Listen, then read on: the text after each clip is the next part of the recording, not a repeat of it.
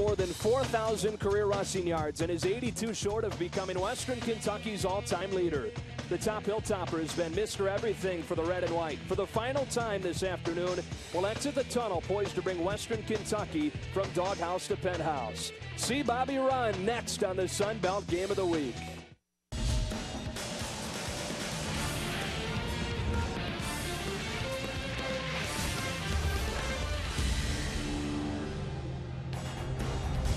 Welcome to Bowling Green, Kentucky and Howson's Industry Stadium for the Sun Belt Conference Game of the Week on CST and CSS. Head coaches of these two teams, Billy Taggart for Western Kentucky, Larry Blakeney for the Troy Trojans. Unfamiliar territory for these two guys on senior day at the top of the hill. The Troy Trojans traveling north to take on the Hilltoppers of Western Kentucky. We welcome into the broadcast booth alongside Cole Cubelic, Joe Davis on hand. Well, role reversal for these two teams, Cole. You've got Troy, a team that's won 5 consecutive conference championships, trying to play spoiler today against a Western Kentucky team that had won 2 games over the last 2 seasons coming in. Now it's 6-5 with a chance to boost their bowl resume.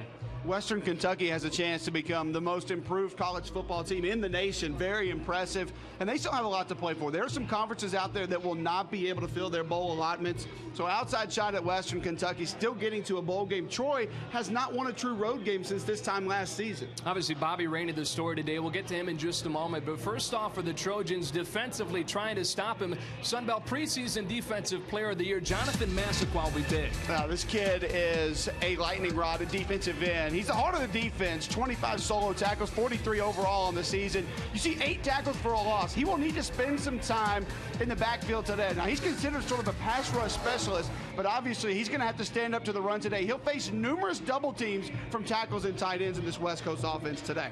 Now, Bobby Rainey, the leading rusher in the country at this point, just 82 more yards he needs to become Western Kentucky's all-time rusher. This kid is so durable, leads the nation in carries for the 2nd consecutive season. He is what makes this offense go. Right now, he is Western Kentucky football. You see quarterback K1 Jakes delivers it to him outside of the pocket as well. Great hands. He's great in pass protection. He really does it all for the Hilltoppers. Final regular season game for these Hilltoppers. K1 Jakes has really turned things around at the quarterback position. Joe, I said last week, I think he's the most improved player in college football. The decision-making is night and day compared to last season. Still has more interceptions than touchdowns, but he's really cut that number the last few games, averaging over 154 yards passing per game, but he can hurt you with his legs as well. Troy and Western Kentucky today, unfamiliar territory for these two teams. Let's take a look at your Tony Sachery's ingredients for success. Yeah, first and foremost, for the Troy Trojans, this is a squad today that has to come into this football game, focus on the backside. A lot of play action from Western Kentucky, and maintain Bobby Rainey as far as cutbacks in the run game and control your aggression. You have to take what this defense gives you, and don't get overexcited with a big play. Don't get too excited if Bobby Rainey busts a big one. For the Western Kentucky Hilltoppers today, this is a ball club, in my opinion, that has to come out and slow the tempo down. They are number 4 in the nation in time of possession, have to control the football, limit Troy's possessions, and then avoid the big plays. They're going to give Troy the underneath. Don't let these wide receivers get up over the top, and obviously don't want to turn the football over as well and let Troy back into this football game. Completely different styles for these two teams. A little bit of something for everybody today. Wide open attack of Troy, the grinding attack of Western Kentucky. Troy Trojans, Western Kentucky Hilltoppers. Kickoff from Bowling Green is next. Official snack of the Sun Belt Conference. Raising Cane's Chicken Fingers, One Love, and by Tony Sachery. Turn your same old into Creole with Tony Sachery's original Creole seasoning. Tony Sachery's makes everything taste great. Western Kentucky takes the field on Senior Day from Ocean Smith Stadium in Bowling Green, Kentucky. Unfamiliar roles as the 5-time defending Sun Belt champion Troy Trojans look to play spoiler against bowl hopeful Western Kentucky. And Bobby Rainey needs just 82 yards to become the all-time leading rusher here in Western Kentucky. Weather for today's ball game, you can see the flag there whipping around. There is a breeze, 17 miles per hour, and that'll affect Troy more than it will Western Kentucky, no doubt. Trojans throw it more than any other team in the conference. Western Kentucky has never beaten Troy. Series dates back to 1976. There was a tie when they met that season. 8 straight wins for the Trojans since then. Let's go down to the field for the third member of our crew. Here's Aaron Cofield. Well, Joe, last week Arkansas State clinched at least a share of the Sun Belt Conference title. For that not to happen, for them not to win it outright, 2 things need to happen, and Western Kentucky will get a piece of it as well. Western Kentucky would need to beat Troy today, and then Troy would then need to beat Arkansas State next week. Let's go ahead and take a look at your Sun Belt Conference Crunch Time standings, brought to you by Golden Flake, the official snack of the Sun Belt Conference. Western Kentucky has just 1 conference loss. That loss came at the hands of the Red Wolves. The Trojans, on the other hand, struggling this season. They're just 1-4 in conference play at this point.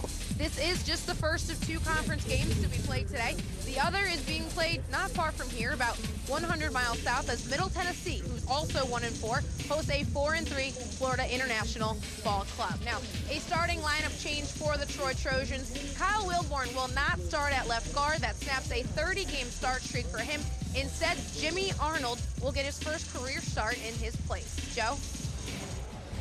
All right, Aaron, head coaches for this ball game. Larry Blakeney in his 21st season as head coach at Troy, 8th among active coaches with 164 wins. 35-year-old Willie Taggart in his 2nd season of his first head coaching job at his alma mater was a 4-year starter at quarterback for the Hilltoppers in the mid-90s. Today's opening and first kickoff is brought to you by the Hot Springs Convention and Visitors Bureau. Hot Springs, Arkansas, America's first resort, proud home of the Sun Belt men's and women's basketball championships. Western Kentucky won the toss. They've deferred. They've elected to receive, and we'll start with the ball as Michael Taylor kicks it away from Troy. And on senior day, here we go from Western Kentucky. It's Tyree Robinson with a return across the 30-yard line to the 38. And a Western Kentucky offense coming off a great performance will set up shop for the first time.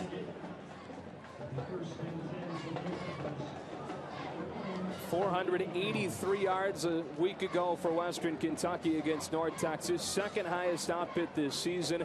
And this guy right here, K'Wan Jakes, locked in right now. Redshirt junior from St. Augustine, Florida, coming off what Willie Taggart calls by far his best performance in his career. 19 of 29, 231 yards, and 3 touchdowns against North Texas.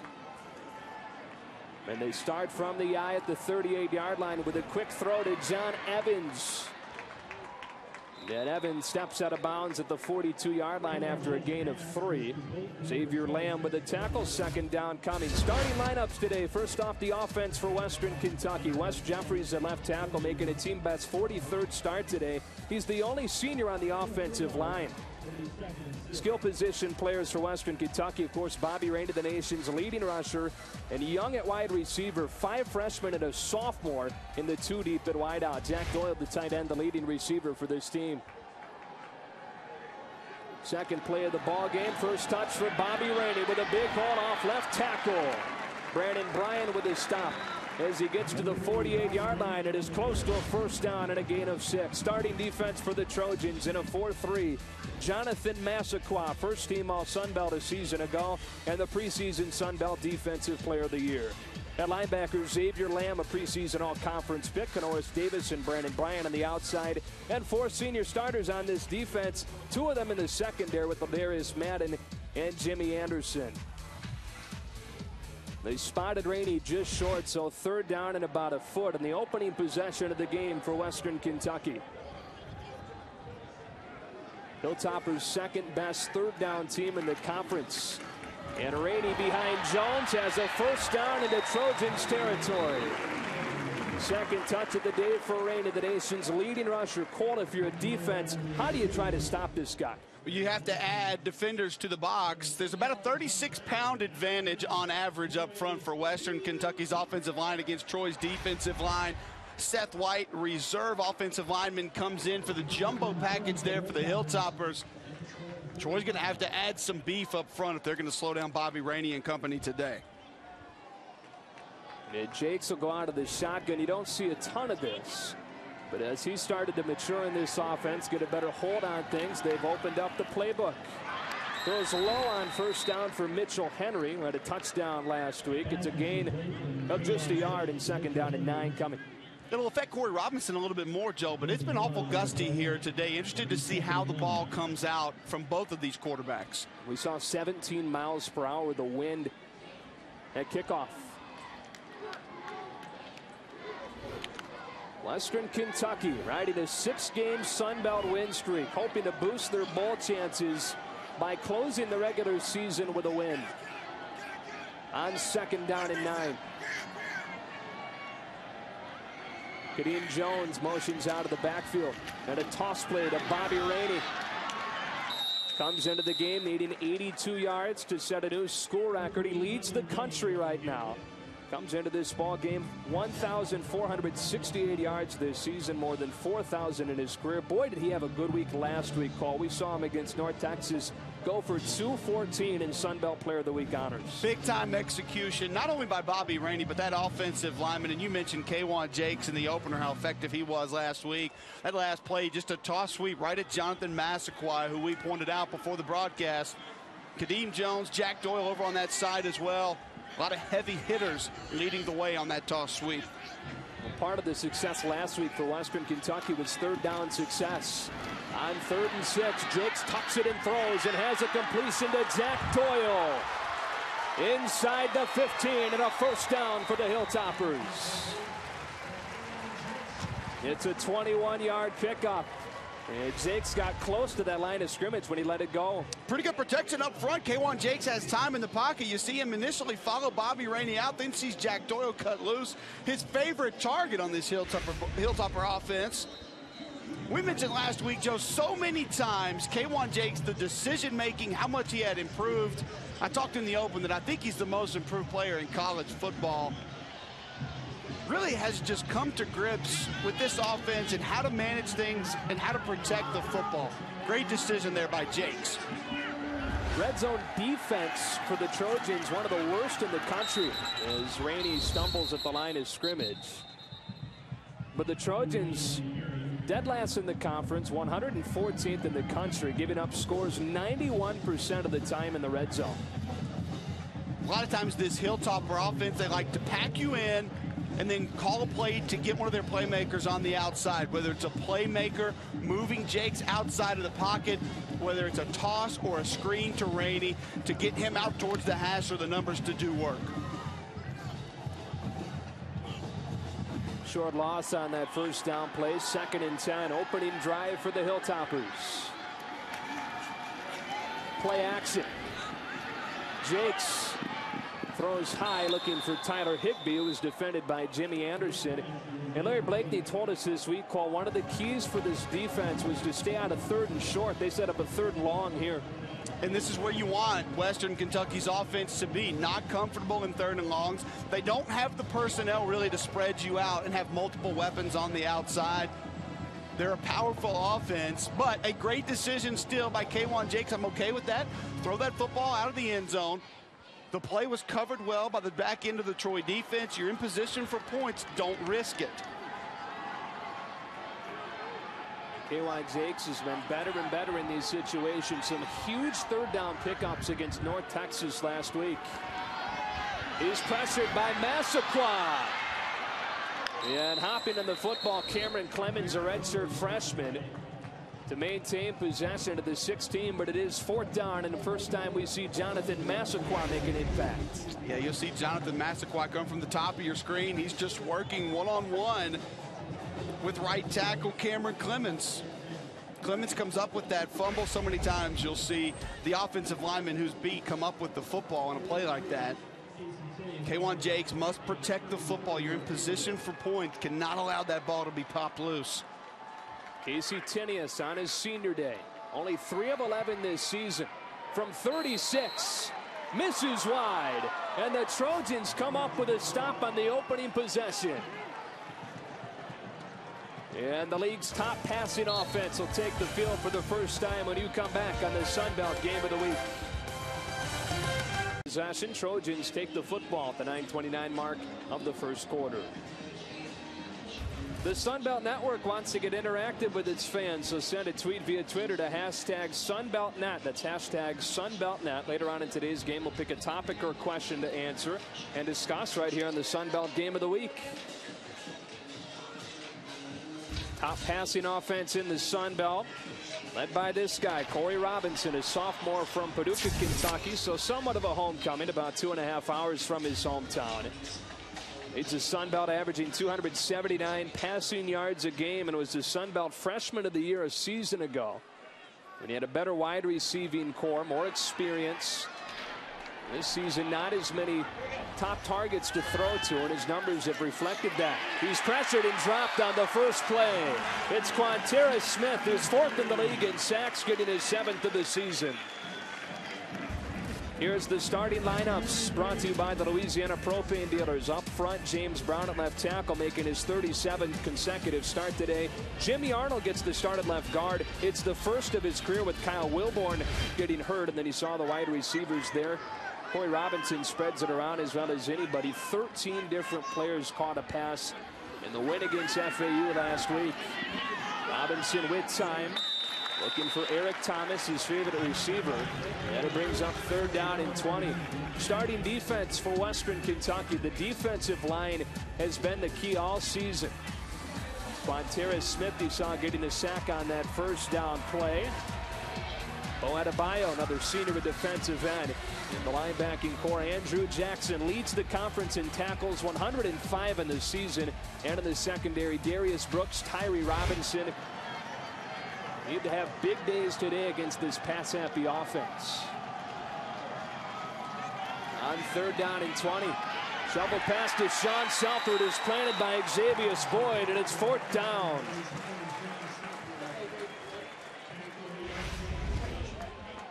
You see Quanterra Smith. This is on the 1st down, the sack of Corey Robinson, working on James Brown. James Brown, 36 career starts, 36 consecutive starts.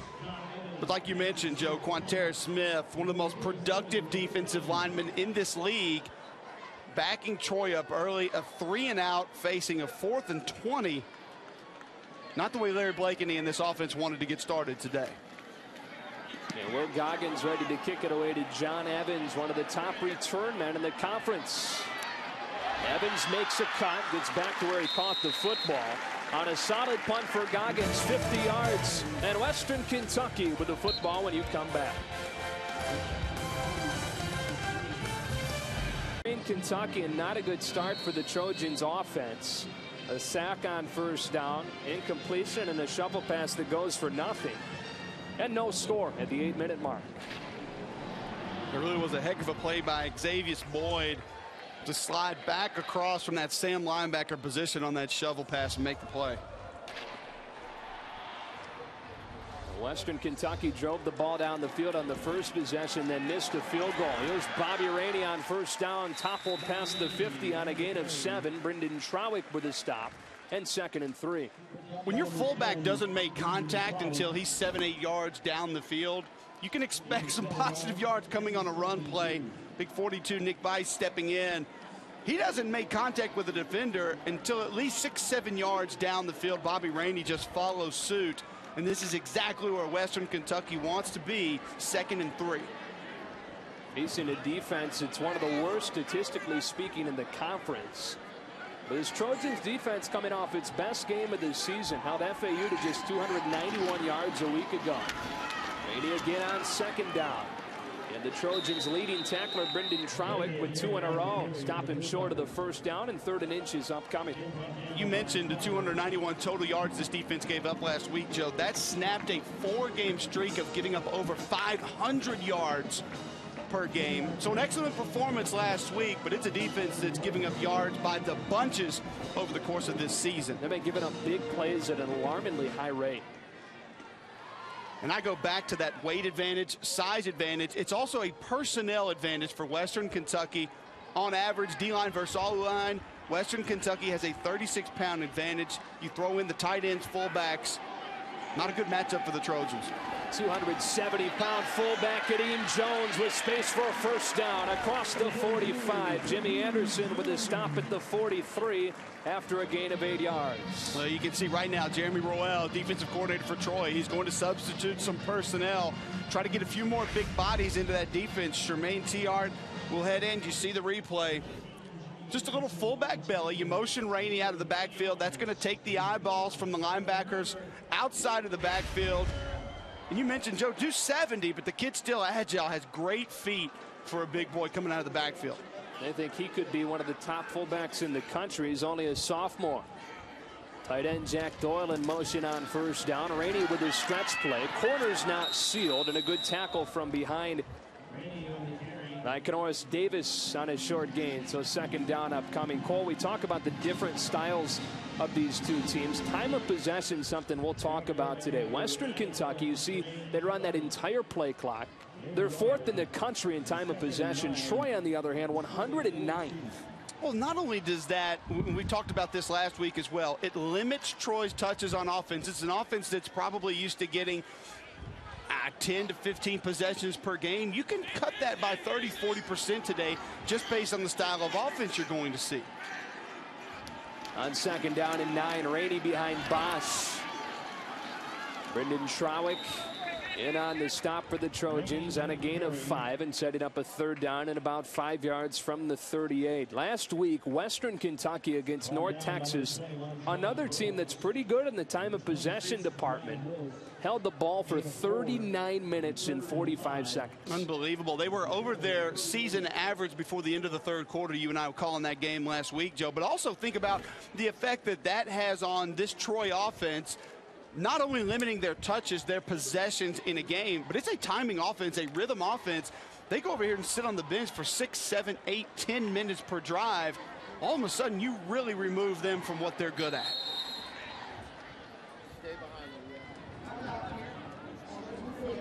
Western Kentucky takes a timeout. They'll think about what to do on this third down and 5. You'll see it coming up after this. Back to Bowling Green, where there's no score at the 4:36 mark of the first quarter. Well, I remind you that everything you need for Sunbelt Conference information is available online at sunbeltsports.org. It schedules, recaps, standings, statistics, championship info, and more. You can also buy gear your favorite Sunbelt school only at sunbeltsports.org. Willie Taggart, who was once the all-time leading rusher here at Western Kentucky, was topped by LaRon Moore, who is likely to be topped by Bobby Rainey today. Kwan Jakes looks on, ready for this third down and 5 play. Second possession for Western Kentucky. German goes in motion. An empty set. Jakes with a short drop. Pressured from behind. Tony Davis wraps him up and pulls him down at the 39-yard line. It's a sack for Davis. And the Trojans again come up with a stand in their own end. Great coverage by the back end of the Troy Trojan defense. Kwan Jakes nowhere to go with this football. Wanted to deliver it quickly. Offensive line stands strong early, but relentless pursuit by Davis and Muhammad Massaquoi forces Jakes out of the pocket, and they'll punt. And Hendricks Brakefield ready to punt it away to Justin Albert, who had a monster week last week. Doubled his punt return yardage for the season. Had returns of 16, 38, and 45. All of them were new season highs. That hits a Troy player in the back, and Kareem Peterson has it at the 10.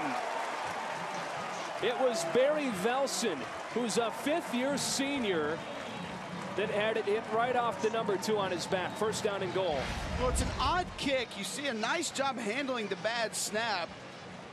Return man has to come over and let him know the ball is coming right at you. Return man here's got to let him know that ball's coming right at you. Get out of the way. Peter, Poison, whatever your call is, you have to get over there and let your coverage man know that ball's coming. Velson, a guy out of Port Arthur, Texas, that just recently learned that he'll get his 6th year of eligibility. Battled a broken ankle. And a tough play there. They'll mark him outside the 10 so they can get a first down. From the 11, Bobby Rainey behind Kadeem Jones. And Rainey swallowed in the center of that defense on a gain of just 2. Xavier Lamb plugged the hole along with John Clark, and it's 2nd and 8. And you see Troy now beginning to attempt and outnumber the Hilltoppers in the box, bringing a few linebackers closer to the line of scrimmage, trying to make it a little bit more difficult for Rainey and that big offensive line of Western Kentucky to get things going. That was the 9th carry of the day for Bobby Rainey. 31 yards now. Needs 51 to become Western Kentucky's all-time leader. Jack Doyle, tight end, motions out. And Rainey again on 2nd and 8. Brendan Trowick was there. John Robles also with his stop. He gets only 2, and 3rd down coming up. Is that what the Trojans are doing, just putting more men in the box than they can handle? Absolutely. Let's take a look at this here, Cole. 1,500-yard rushers in back-to-back seasons over the last decade plus. How about the names on that list? LaDainian Tomlinson, Steven Jackson, D'Angelo Williams, Garrett Wolf, one of the only guys on the list. In fact, the only guy that has graduated and is not in the NFL that's done that. 1,501 yards for Bobby Rainey.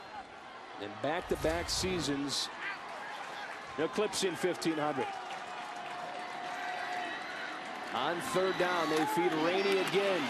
And he gets inside the 5 and reaches down to the 4, but is stopped short. Brendan Trowick has been everywhere out of that strong safety spot early on.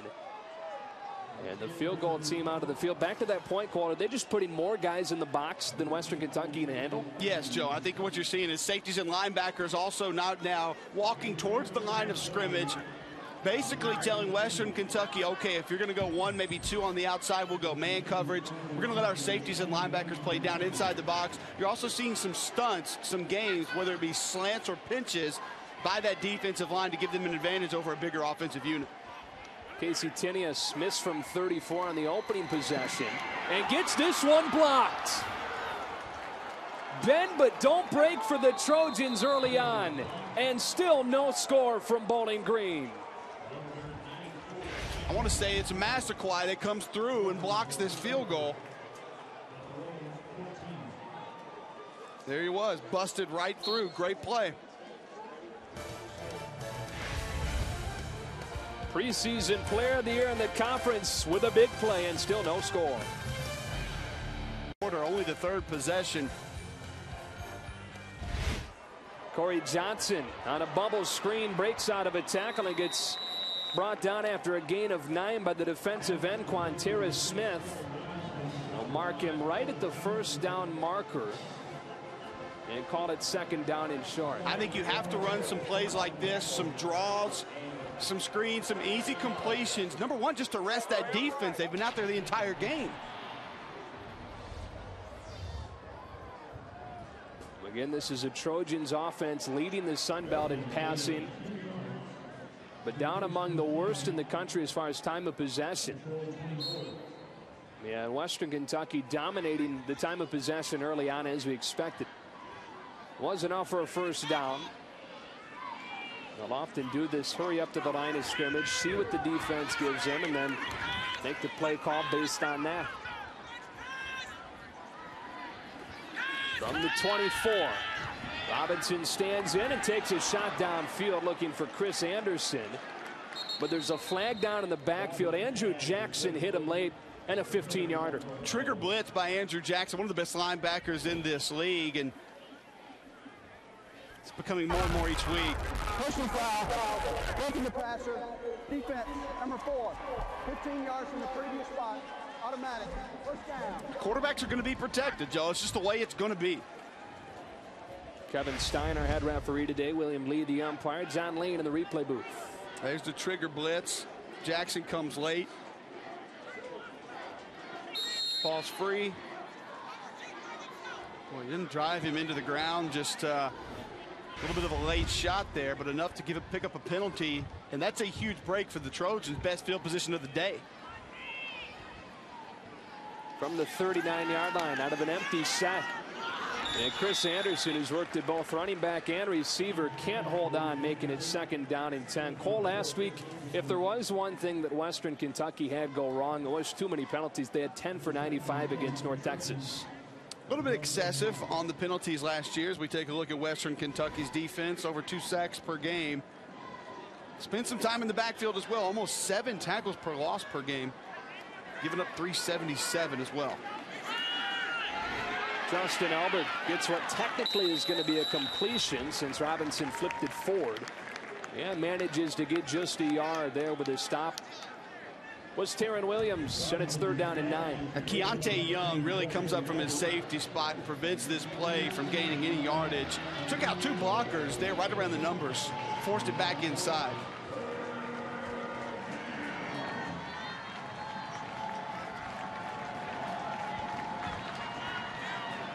Trojans only 2 total yards so far. Robinson with a pocket collapsing, sails it over the head of Brett Moncrief. And it's 4th down. Good coverage downfield from Tyree Robinson. And Corey Robinson's throw not there. Punt team out of the field. Next possession, they have to find some things to get Corey Robinson going, Joe. He has no rhythm. Really 1 completion on the day. You count 2 because of the little forward shovel pass counts as a completion, but really only 1 throw that he's been able to connect with today. Kenny Edmondson's got to find a way to get Corey Robinson's confidence up, to get this offensive momentum going forward. Will Goggins to punt it to the dangerous John Evans, but it's a short kick taken by the up man at the 30. And bringing it past the 30-yard line is Bo Brand. Well, Western Kentucky will have the ball just 7 seconds left in this first quarter. Yeah, that up back usually is just there for protection to take out the first gunner down the field. But a heads-up job by Brand. Go ahead and field that punt, maybe get a couple of yards. Sets up nice field position for the Hilltoppers. That's Brendan Trowick, who's had a good start to this game defensively. Willie Taggart has to be frustrated with his first quarter. A couple of good drives for his offense, but nothing to show for it. A missed field goal and a blocked field goal. You see a lot of this from the Hilltoppers, shifting before the play. And from the I formation, Bobby Rainey with Brendan Trowick again there to plug the hole. A 2-yard gain, and that will finish this first quarter.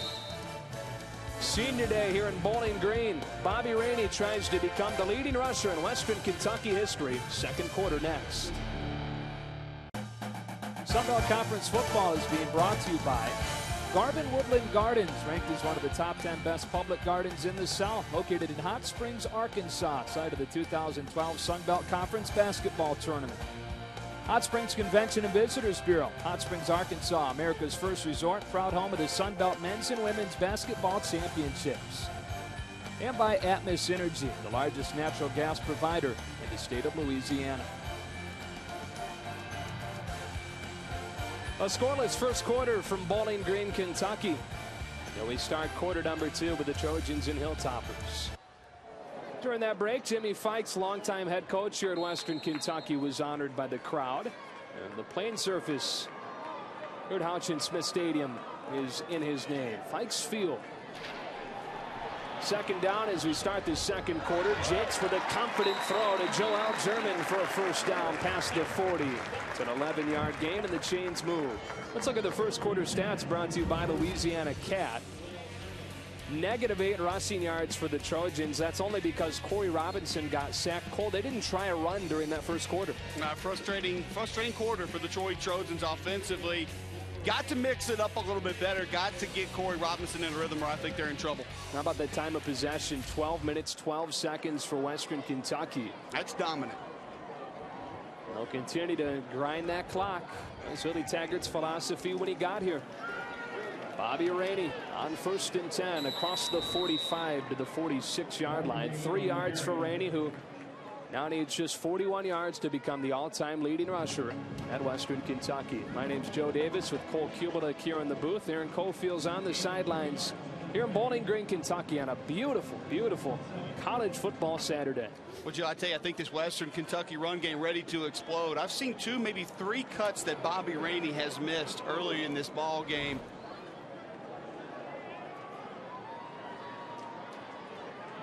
It's 2nd and 7. 8 men in the box for Troy. Really committing to stopping this run. Rainey behind Jones with his seam to get across midfield. He's short of the first down. On a 5-yard pickup. 3rd down and 2 upcoming. 3rd down and 2. Fantastic place for the Hilltoppers to be. Now you can go 2 tight ends, run that stretch play. give Bobby Rainey 4, maybe 5 different options as to where to make the cut. You can go play action, look for Jack Doyle. Your short-handed tight end can even let Jakes move outside of the pocket and threaten the defense with his legs. So many offensive options here for the Hilltoppers in 3rd and short. 3 for 6 on 3rd down so far today. Rico Brown, the man in motion.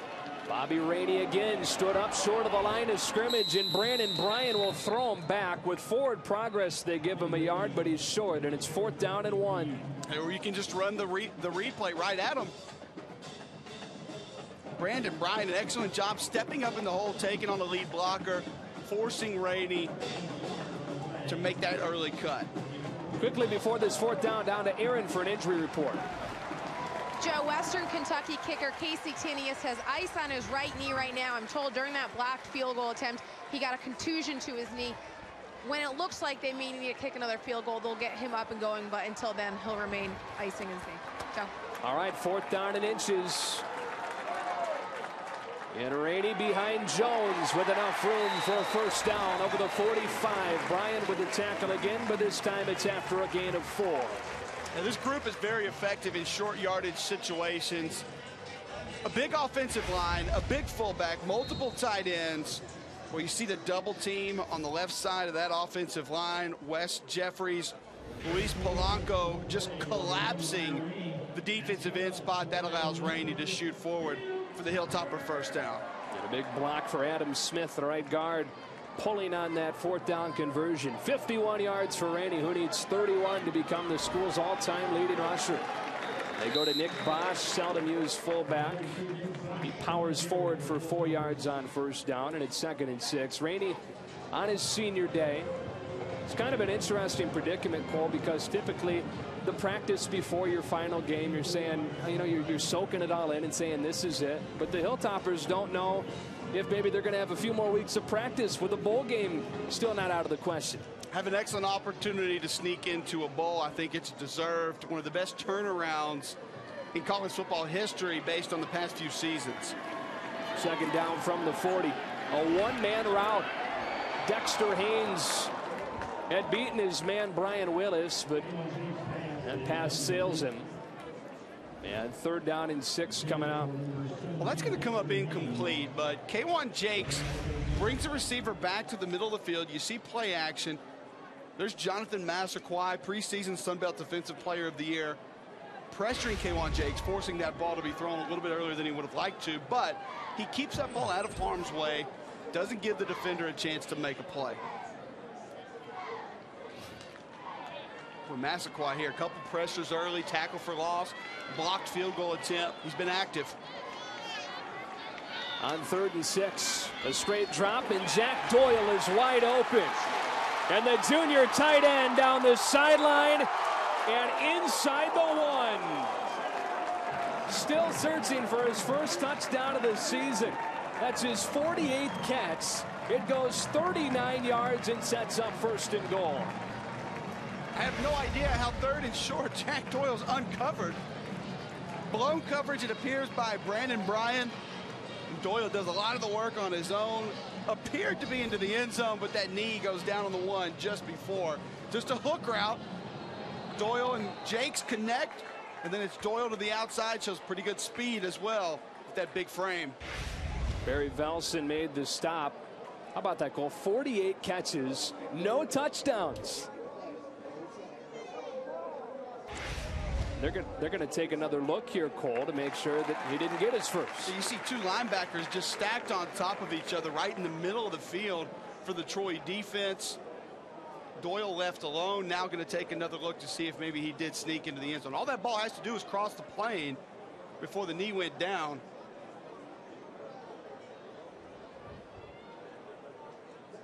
Good shot, but difficult angle to determine based on, hard to tell if that ball's over the plane. Doesn't appear to be.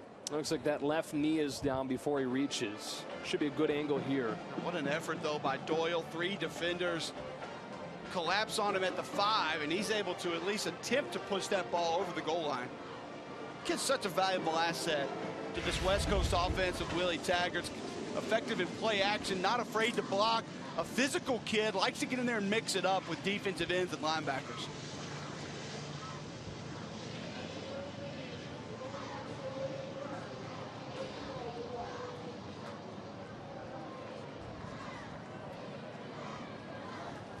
So they have confirmed it. That left knee was down before he reached the ball over the pylon. And Doyle, captain of the offense, 3-year starter that last season had a season-ending neck injury midway through the year. Great to have him back, a guy that Willie Taggart thinks could be an NFL player. First and goal inside the 1. Western Kentucky has not converted inside the red zone yet today. 0 for 2. They hand it off to a fullback. Wes Jeffries, the left tackle, dives in for a touchdown.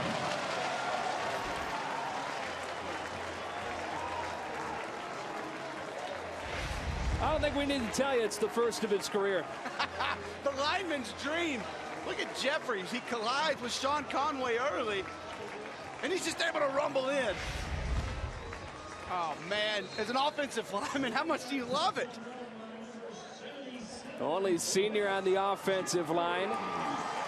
And on his senior day, gets Western Kentucky into the end zone. Extra point is good. It was Jesse Roy kicking it in with Tinius out. How about this for a memory on senior day? 0 for 2 in the red zone. So why don't you give it to your 6'4", 295-pound left tackle? Hilltoppers strike first. Top of the Trojans, 7-0 here early in the second quarter. Big Wes Jeffries lined up at fullback. This is a lineman's dream, Joe. Every offensive lineman thinks about it, gets the handoff, collision with Conway, and then dives over the goal line into the end zone for, like you mentioned, obviously, his first career touchdown. Did you have a touchdown as an offensive lineman? I never scored a touchdown as any position player ever. Man. How about that, though, on your senior day? This is why guys like to play for Willie Taggart. Decisions like that. Well, and the thing is, they've probably practiced that 20, 30 times over the course of the season. Never thought they'd really run it. Now, all of a sudden, they get in the game on senior day. Not only do they run it, they convert. Jeffries gets a touchdown. Eric Hill Nissan scoring drive, 10 plays, 70 yards. They converted a couple of third downs, and they converted a fourth down on that possession. And Wes Jeffries caps it off with his first career touchdown on his first career carry. Jesse Roy's kick taken by Chandler Worthy inside the 5. Now Worthy with his seam, Darius Brooks was all that stood between him and a lot of space up to the 26 on a 23-yard return. And this Troy Trojans offense, Cole, we told you, best passing offense in the Sun Belt. They've not been able to run the ball very well this season, and they've not tried to run it a single time in this game so far.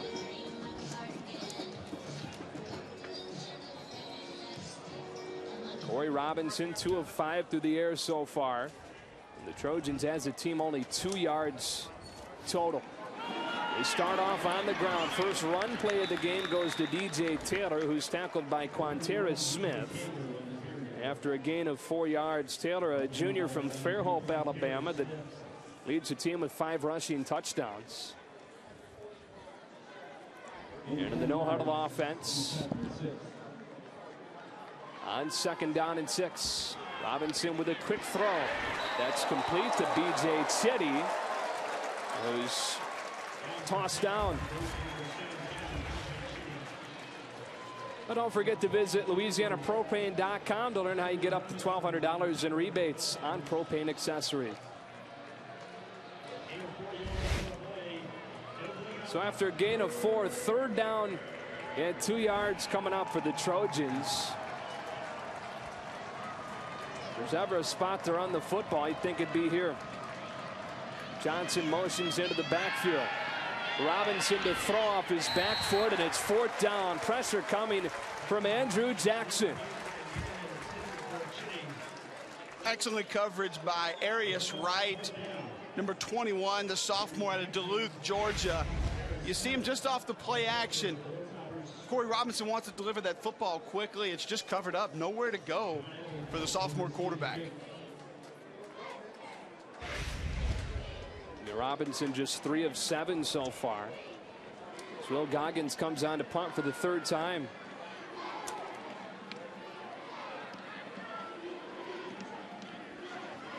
And a rugby style kick.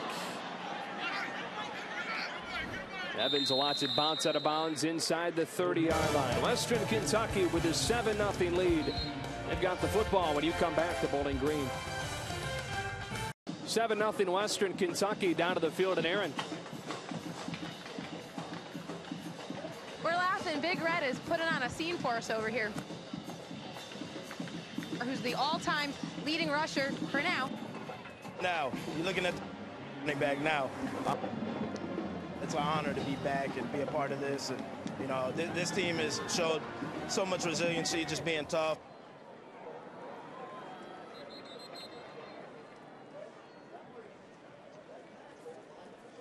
We apologize for the technical difficulties down on the field. You see there, Willie Taggart, the head coach of this team, was a quarterback in the mid-90s and was the leading rusher all time here at Western Kentucky before LaRon Moore broke that. LaRon was here from 03 to 06.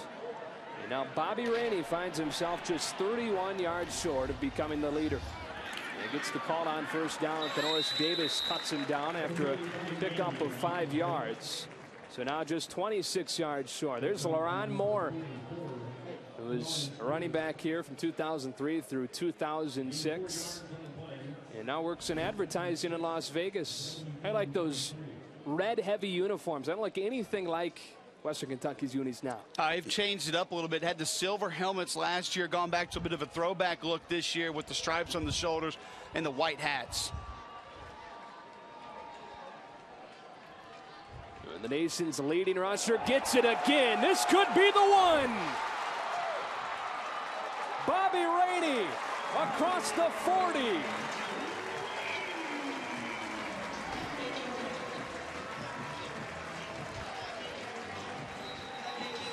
Everyone scrambles to do their math.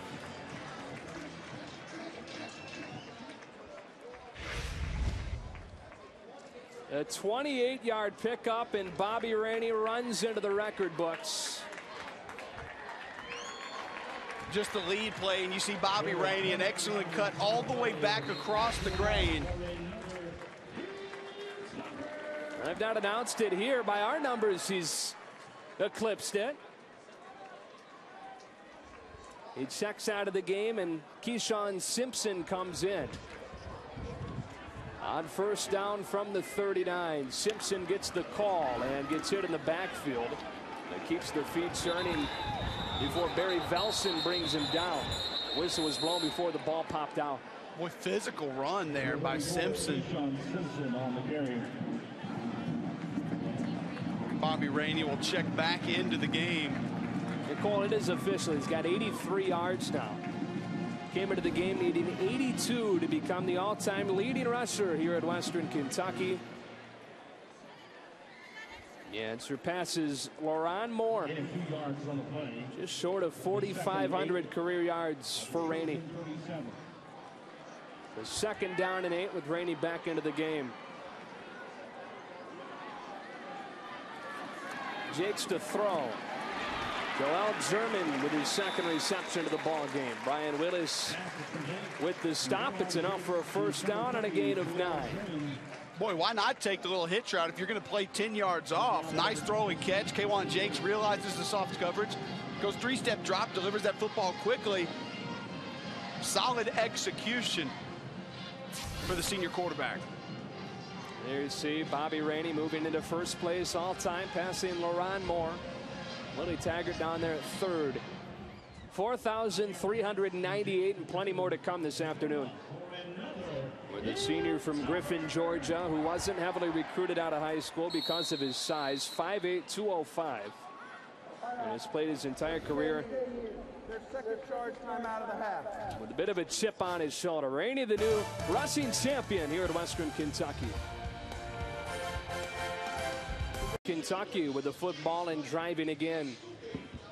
CST has wall-to-wall college hoops coverage starting this month. Got nearly 200 games this season, including men's and women's matchups from the Sun Belt, the SEC, Big East, Atlantic Sun, SWAC, and more. Log on to CoxSportsTV.com for the full broadcast schedule.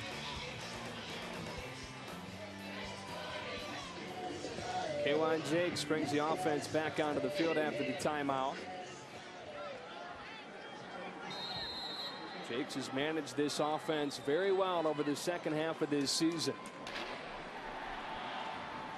It fakes to Bobby Rainey and his pressure. John Robles can't get him.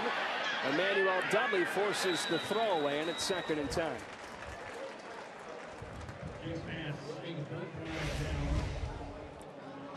Going back to Bobby Rainey, breaking the all-time career rushing record for Western Kentucky of LaRon Moore. Teammates knew it at that point. We needed 26 before that carry and got 28.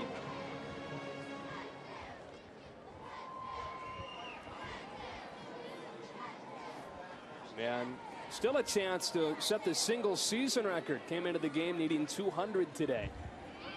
About 130 short. Rainey stumbles as he's hit in the backfield. On the carry. A gain of just 1 yard, 2nd and 9. That record-breaking run, really, Joe, the first one that Bobby Rainey and Western Kentucky have been able to bust off as far as a big run. Troy's done a nice job of keeping Rainey contained as far as not hitting the home run against them. Now, they've been consistent as far as 4, 5, 6, 7 yards.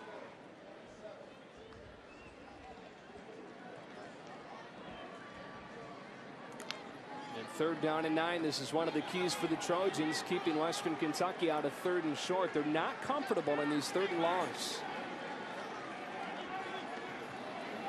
Jakes looks to throw. Jack Doyle is tight end. Brendan Trowick with a strong tackle to keep him short of the 1st down.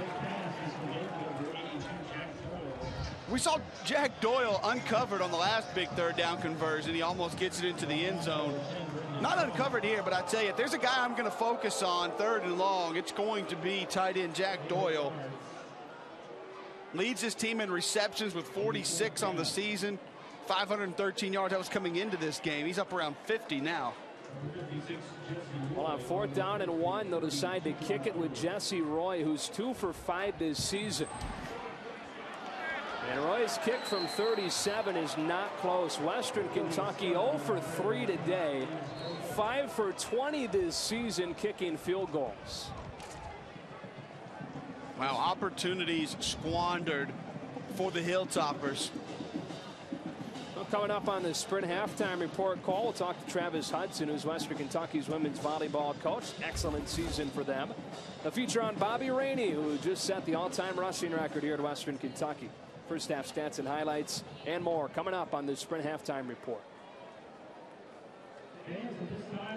Well, Troy lucky to be down just 7, as we're going to take a moment here to honor Bobby Rainey.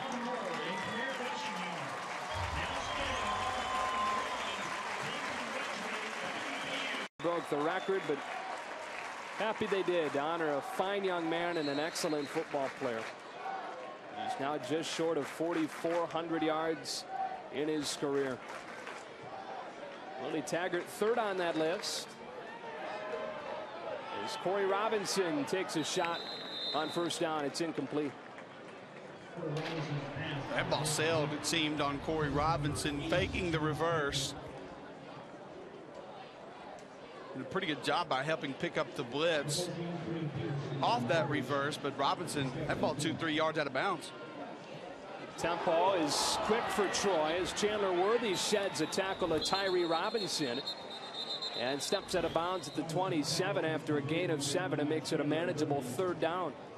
Yeah, these corners for Western Kentucky not afraid to come up and play physical football, as you saw Robinson there. He's got 2 tackles for loss on the season. These kids love to hit, love to come up and mix it up. There was a flag down, and Kevin Stein will tell us why.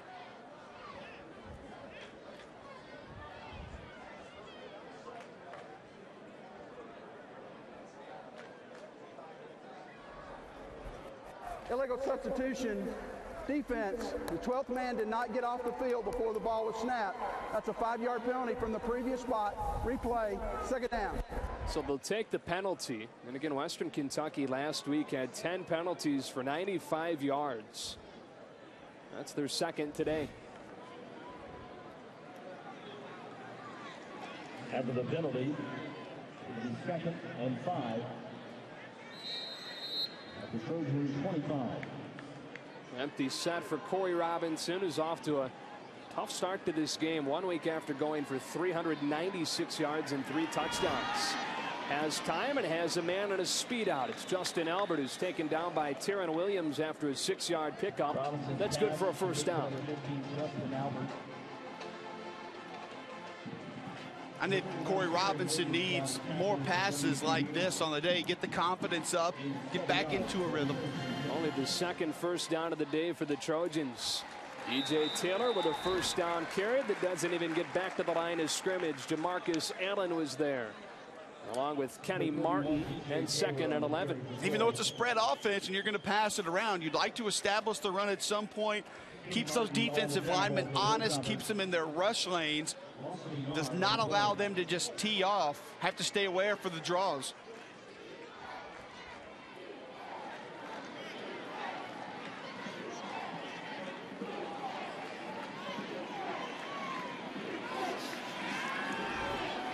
Robinson in rhythm. Can't hit Johnson. 3rd down. Let's go down to Aaron, who's with the former leading rusher, LaRon Moore. That's right, LaRon. How bittersweet of a moment is this for you? You know what? It's more sweet than bitter. I'm really happy for him. It couldn't have happened to a better guy. He truly deserves it. He's put in the work, and this team overall has really put in the work. And like I said, I'm really happy for him, and it's an honor to be back, to be a part of it. I saw you talking to him out there. What did you tell him? I just told him to keep his head in the game. You know, he's got a job to do, and he's not distracted by the cameras and lights. You know, the rushing record's nice, but at the end of the day, we got to get a win. All right, thanks so much. Thank you. Joe. 3rd down for the Trojans. Robinson pressured, stands in, finds Thomas, who sheds a tackle and gets a first down to the 45. Big play by Eric Thomas on a 13-yard gain to move the chains. Boy, credit that offensive line of Troy. Plenty of time for Corey Robinson. Steps up, finds a little extra time in the pocket. Then he sees Thomas over the middle, but Arias right there. Grabs the back of the jersey of Thomas. He didn't seem like he thought that tackle was going to be able to be made. He saved a touchdown. DJ Taylor, first positive run play of the day for the Trojans as he crosses the 50. Gets banged down by Andrew Jackson after 7 yards. And some extracurricular after the play. You see DJ Taylor right now, but back out on the field. These two teams getting together. And Andrew Jackson just took his helmet off.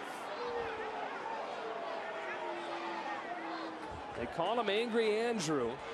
He's changed the attitude of this defense, but sometimes a little too much attitude from it. Yeah, he'll be fun to watch on this play, regardless of where the football goes. It's 2nd and 2. Robinson taking down Jamarcus Allen. And, of course, Jackson found a way to stick his head in there. It's 3rd down after a loss of 1. I think that could have been a one-on-one fade to the outside. Jackson was going to find a way to be in on that tackle. Not a design run by Corey Robinson. You saw the pressure come up top from Bo Adebayo. Going to let Adebayo run loose because you want to feel that tunnel screen back underneath his defensive end spot. Good coverage by those corners to come up and take it away. 3rd down and 4. Robinson stands in, down the seam, has Johnson in stride, and a touchdown saving tackle by Arias Wright. It's 1st down and goal for the Trojans. Haven't seen Troy take a lot of opportunities downfield this game. One of the first times that they have. Turns up big. Just a deep post. Robinson, plenty of time in the pocket. Pulls the string on this pass. Excellent throw and catch.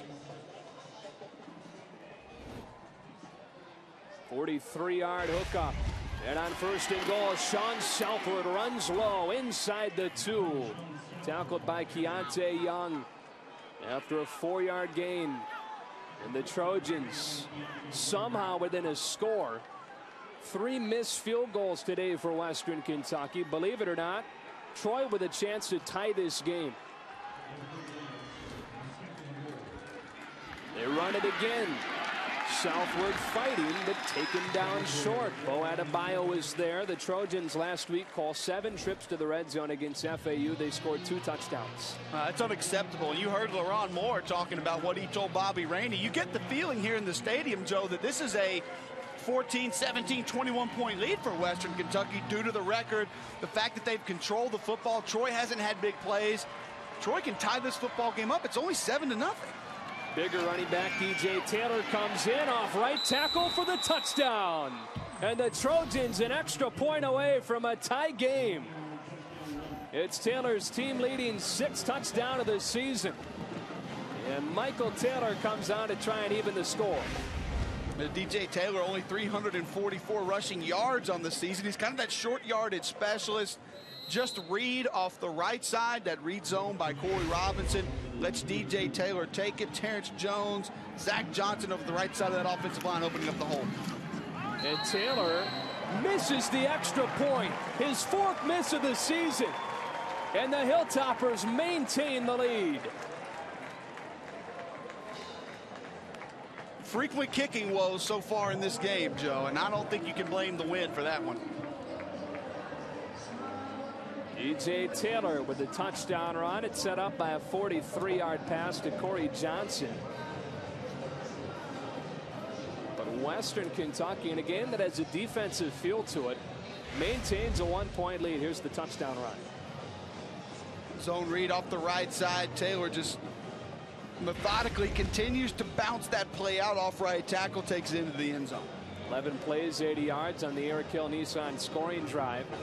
3 minutes and 59 seconds as Taylor, the junior, gets in. Guy that didn't receive any Division I offers coming out of Baldwin County High School near Mobile, Alabama. Walked on at Troy and has earned a scholarship.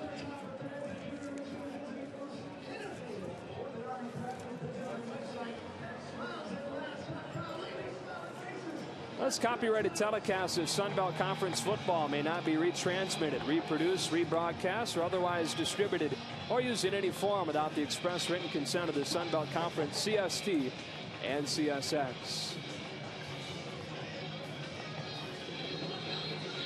Michael Taylor, after his extra point miss, ready to kick it away. Best kick coverage team in the Sun Belt for the Trojans, but facing one of the top kick return teams in the country. 25-yard average for the Hilltoppers. John Evans takes it off with a bounce and dances forward to the 40. Still on his feet, nearing the 45. A solid return for Evans, the freshman from Sarasota, Florida, all the way out to the 48. They'll join Cox Sports Television and CSS next Saturday for the Sun Belt Conference Football Game of the Week. Live from Jonesboro, Arkansas, the Trojans of Troy take on the Red Wolves of Arkansas State. That'll be at 4:30 Eastern, 3:30 Central, right here on the Sun Belt Network. Game of the Week. We'll pull a flag there at the end of the play. Full extracurricular activity, I believe. Going to get a 15-yarder here.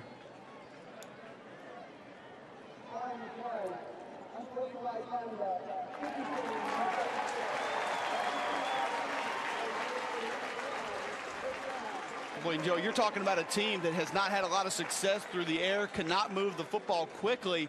A minute 16 to go until the half. Now you pretty much put them in scoring position. Brutal penalty for the Trojans.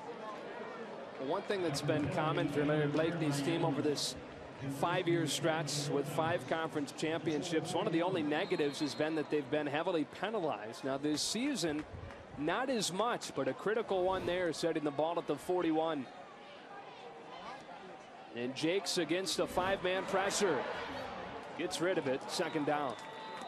John Robles hit him and dropped him as he looked for Bo Brand across the middle. Just not the strength of K1 Jakes' game or this offense, really. It's not what they do, is drop back, spend time in the pocket. He likes the timing routes, timing patterns, 1, 2, 3, go. An easy 1-2 read. If one's not there, two's not there, maybe take off and use the legs. Well, he came in as a spread quarterback, so he's comfortable out of the shotgun, but as Cole said, the style of passing that he's not used to. On his zone replay, comfortable doing that as his spread quarterback. He gets 8 yards to the 33. Jacoby Thomas with the stop, and it's 3rd down and 3. Yeah, not just the legs getting it done for K1 Jakes there. Using his head a little bit. That's a great read to keep that football. Saw backside defensive end collapse. Able to shoot ahead for 5-6 yards. Inside of a minute in this first half, Jack Doyle with another reception. A first down across the 25. 4th catch of the day for the junior from Indy. One timeout remaining for the Hilltoppers. And in the no-huddle offense, Jakes moving in the pocket across his body for Rainey, who had space, but he missed him. Second down. 34 seconds until the half. Offense trying to operate quickly, trying to put themselves in position to get points. You wonder what the mindset is of Willie Taggart, considering how they've struggled with the field goal unit today, Joe. They've had 2 misses, 1 blocked. And Casey Tinius, who's the starting place kicker, didn't come out for the last one. It was Jesse Roy. We saw Tinius icing his leg earlier on in this half. On 2nd and 10, Jakes corrals a high snap and now runs. Zach Doyle with a block by backing into the defender. And Jakes runs for a first down. I'm surprised to hear you, former quarterback, pick up on that. We used to call this the butt block. Watch tight end Jack Doyle right there in your screen. He just kind of gets in the way, just back into somebody, make them go around you. Use yourself as a human shield. 21 seconds. Jakes tried to squeeze it into a tight window, but it was knocked away by Angelo Hadley, who's a converted safety playing linebacker. O'Brien was the intended receiver. 17 seconds and second down at the 14. This is where it's a little bit of a decision time for Coach Willie Taggart and his staff. Do you take a few shots at the end zone here? You still have Bobby Rainey in the backfield with 1 timeout. Do you give him an attempt or 2? And where do you need to get to feel good about attempting a field goal? I don't really know the answer to that. 6-man pressure. Jakes throws off it in pass interference. Bo Brand was the intended receiver, and Barry Velson got to him early.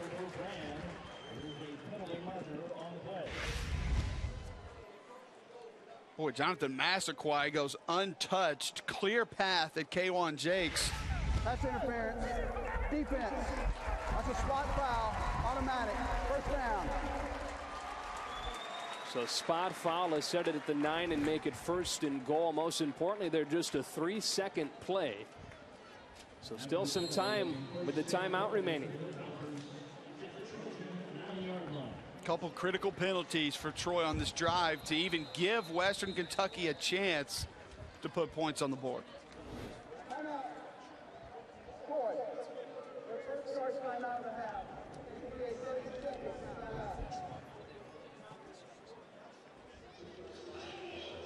14 seconds remaining in this first half. Western Kentucky's had all kinds of issues in the red zone today because of missed field goals. 2 misses and 1 blocked. Cole, how many plays do you have here before you got to bring the field goal team onto the field? What are you planning for? Well, I think it all is based on your play calling. If you're going to go passing plays, you could go 1st, 2nd down, 2 passing plays, and then you kick. If you go a run play, now keep in mind you have the timeout. So I would expect to see at least 1 rush attempt here, be it 1st down or 2nd down. Maybe you take a pass attempt at the end zone here. If you don't get it, you rush Bobby Rainey off left tackle. Maybe he's able to get in. If not, you call the timeout in the middle of the field. That's a shocking number so far today. The Trojans, worst team in the conference in red zone defense. They came into this game with 3 total stops in the red zone. They've got 3 today. 1st down and goal with 14 seconds remaining in this first half. And an empty set for Jakes. He dances in the pocket. Tucks it and goes for the corner. Touchdown, Western Kentucky.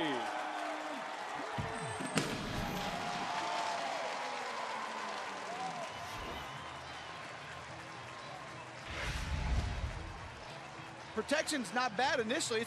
No protection. It's a quarterback draw, and Jakes just bounces it out to the outside, does it on his own. Heck of a run by the senior quarterback. You see, designed to go in between left tackle, left guard. Jakes doesn't like it, bounces outside. Massaquoi had collapsed from the opposite defensive end spot. Play is under further review. Like the field awareness as well. Jakes knowing how to get to the corner of the end zone, put that ball in for the score. And they're going to take a closer look at this call. But you talked about this in particular last week. When Jakes is at his best, it's improvising, doing things like that when it's maybe not there right away with the quarterback draw where it's supposed to go. He changes directions and winds up in the right corner. Yeah, I agree. He is tough to beat when he is moving outside of the pocket, whether it's a sprint out, a play action. Now watch the right foot of K1 Jakes. Going to come down about right there. But is the ball across the line? That's the question. There's the foot down. Don't know if that ball is across the goal line yet.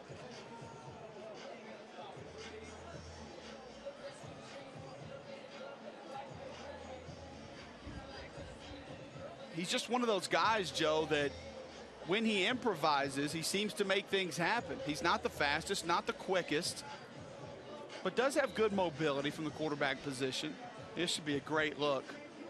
It looks to be over. Looks to be over. You talked about him being a great athlete. Willie Taggart said to us that he at first was just an athlete. Now he's a quarterback. And that's why I say more than once, the kid, his decision making has come so far. He's made huge strides with his decision making. Similar to this play here, I can see him attempting to try to force that football down the middle of the field, potentially being intercepted. And not just from last year to this year, but from the beginning of this season until now. Call's confirmed. That means they saw enough to have the call hold. And it's a 13-6 lead for Western Kentucky. Got to go back to the personal foul, unsportsmanlike conduct penalty on the kickoff that set the ball up to start this drive at the 41. With a minute left in the half. Jesse Roy's extra point makes it 14-6 in favor of the Hilltoppers. And they get together again after the play, just off to the right of your screen. Two teams coming together. Eric Hill Nissan scoring drive. 7 plays, 32 yards. 9-yard touchdown run for K1 Jakes. Caps it off, his second rushing touchdown of the season. What a job he's done to turn things around. Cole, the praise you give him, and you're not a guy to blow things up, but you say he's the most improved player in the country. I really believe that. And listen, that's not trying to say that I think he should be up for the Davey O'Brien Award. Watching this kid last year to this year, it's a completely different football player, and that's the key phrase, like you just mentioned, Joe. He has become a football player and a quarterback as opposed to an athlete playing the quarterback position a season ago. Look at our first Twitter question of the day. Comes from @Phoenix Rocket. If Western Kentucky wins today, what are their legitimate chances of going to a bowl? We appreciate Phoenix Rocket using hashtag SunBeltNet to ask that question. We'll hope you do the same today. But Cole, they've got all these scenarios they're looking at as far as Western Kentucky goes, what they need to happen to be able to slide into a bowl, because the Sun Belt's 2 ties are taken with Louisiana Lafayette and Arkansas State, so you need some help. Yesterday, out of the 6 games they were looking at as affecting their own fate, all 6 went right. Now there's a few more today they're taking a glance at. Bottom line, though, they got to win today. Well, there's a couple of different scenarios. You could throw in LSU losing to Georgia, the SEC championship game. That could potentially get 3 SEC teams to the BCS. Houston wins yesterday. They could get to a BCS game. Obviously, that would aid. And a Conference USA would be too short of their bowl teams if Houston were to go to a BCS bowl game. The ball's kicked out of bounds. 30 yards from the previous spot while we place to the 40. First down. So ball at the 40 with just 7 seconds. Now, I'll put you on the spot. If you had to guess a couple bowls they might be eyeing or have a shot at, what would you say? What would you predict? Boy, yeah, I think you have to look at Liberty Bowl at Memphis, just down the road, not far from here. Attendance-wise, I think you could get some people there.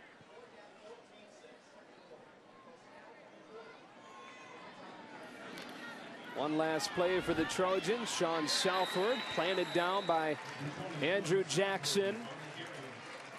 Jamichael Payne was also in on the stop. And Western Kentucky, despite red zone issues, 3 missed field goals, will head into the break with a 14-6 lead on Senior Day. Bobby Rainey has become the all-time leading rusher here at Western Kentucky, surpassing LaRon Moore.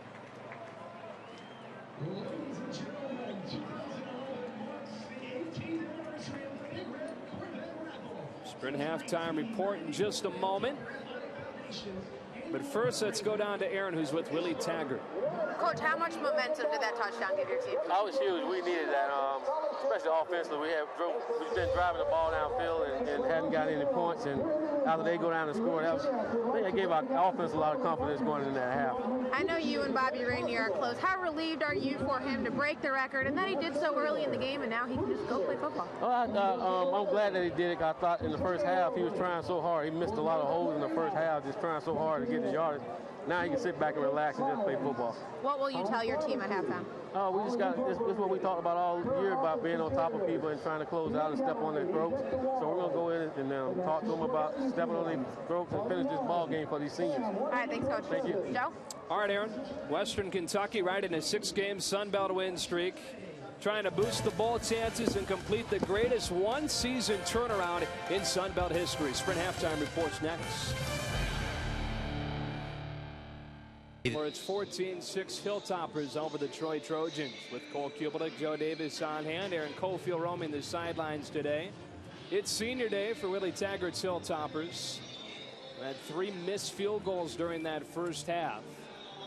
The 14-6 lead probably should be much larger over these Troy Trojans, who look for their first road win of the season and try to play spoiler over a bowl-hopeful Western Kentucky squad. No road wins all season long for Troy. Very difficult to believe. Especially when you look at what they've done over the last 5 seasons. 5 straight, at least, shares of conference titles. When you say Sun Belt Conference football, you think Troy Trojans, Larry Blakeney. Had a 5-game losing streak that was snapped last week, and as the longest skid in Larry Blakeney's 21-year tenure. Now playing to be the spoiler against Western Kentucky, who needs a win today to bolster that bowl resume as Jesse Roy gets ready to kick it away to begin this second half. 3 men deep for Troy. You've got Chandler Worthy in the middle, Sean Southward, and Chris Anderson also deep. Trojans won the opening toss and deferred to the second half. Chris Anderson catches on the move inside the 25, and Anderson with a burst across the 40. Excellent field position for the Trojans to begin the second half as the kicker Jesse Roy brought Anderson down. Jesse Roy is not used to that type of contact. Let's take another look at this return and ensuing hit from Roy. Short kick. I was surprised to see Anderson field that so close to the sideline. Could have ended up being a penalty if it trickled out of bounds, yet turns it into a nice kick return. It's a 26-yard return, and this Troy offense, which averages 385 yards a game, had just 85 during the first half. And they run it on the first play of the second half. Sean Southward can't escape the ankle tackle from Andrew Jackson. He gets 8 yards, and it's 2nd and 2. That tops their rushing total from the first half. I think balance will be key for Troy here in the second half. Mix up the run, the pass, continue to take a few shots down the middle of the field. Southward once more. Burrowing forward for close to a first down. Stopped by Jamarcus Allen.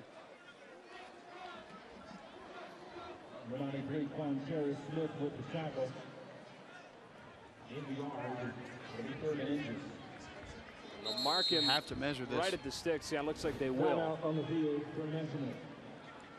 Something we didn't see a lot of from the Troy Trojans in the first half. That's moving the chains. Or running the ball. Just 10 rushes during the first half. That even seemed high. I know you and I looked at the stat sheet and said, it's not many, but it seems like more than they had.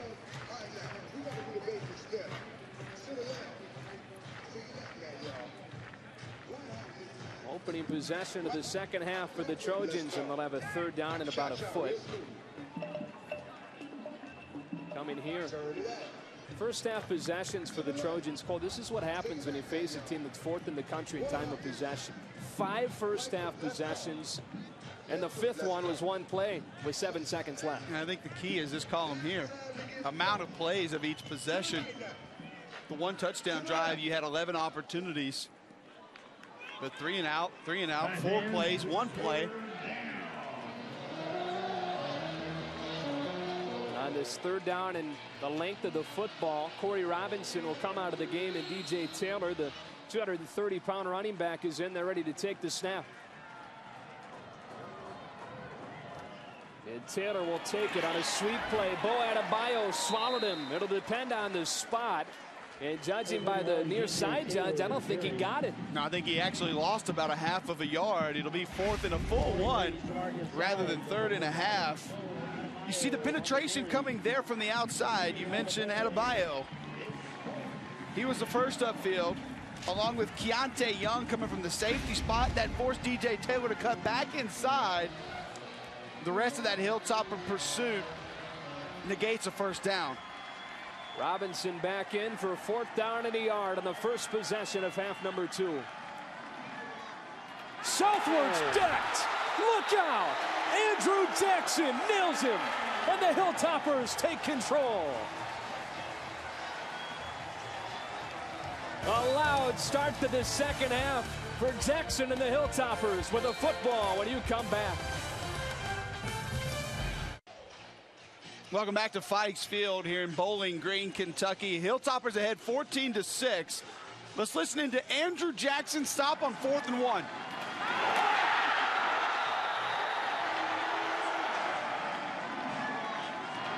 Here's Jackson again.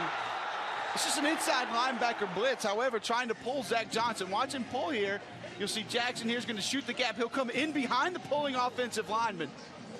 Lineman pulls, Jackson unaccounted for, huge play. A true sophomore out of Lakeland, Florida, played in just 1 game a season ago because of eligibility issues, but has taken over the middle linebacker role and was buried in the depth chart at the beginning of camp. He's changed the attitude of this defense. A violent tackler, a beast, angry Andrew. The list goes on as far as what they call this guy. I can tell you, my morning show co-host came with me to the Kentucky game in Nashville for the opener, and about halfway through he said, who is this Andrew Jackson kid? He's on every play. Bobby Rainey with the first touch of the second half. Rainey now the leading rusher in Western Kentucky history. That gives him 87 on the day as he gets 3. I think this is where the process of sealing up a victory, sealing up a W begins for Western Kentucky. This is what they love to do. Lean on you here late in the second half. You know where the momentum is. And no one even has to debate that right now.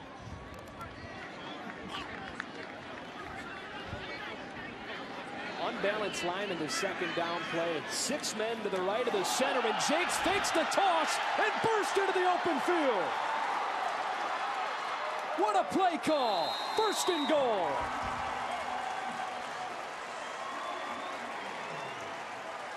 "45-yard romp, longest of the season for Jakes.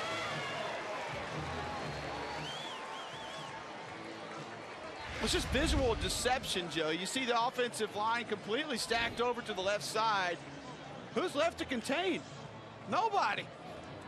Jakes with a fake, and then it's just run.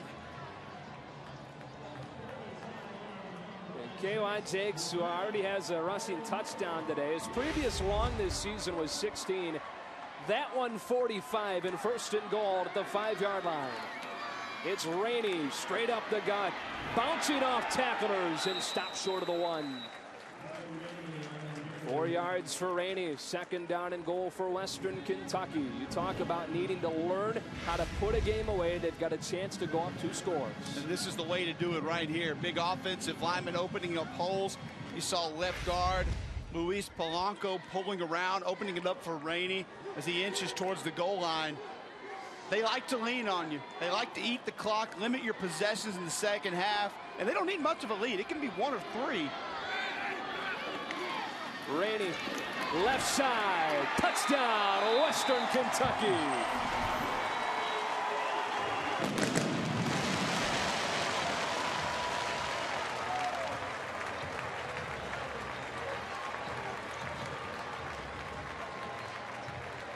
We heard Willie Taggart just before the half say Rainey missed a few holes in the first half. I kind of agreed with him. Excellent patience by the senior running back on this last play. As the smoke clears, it's Jesse Roy on to attempt the extra point. And it's no good. What an awful special teams game for both these teams. It's a 14-point margin. We'll take a break and talk more about this guy when we come back. Bobby Rainey, the nation's leading rusher, with touchdown number 11 of 2011.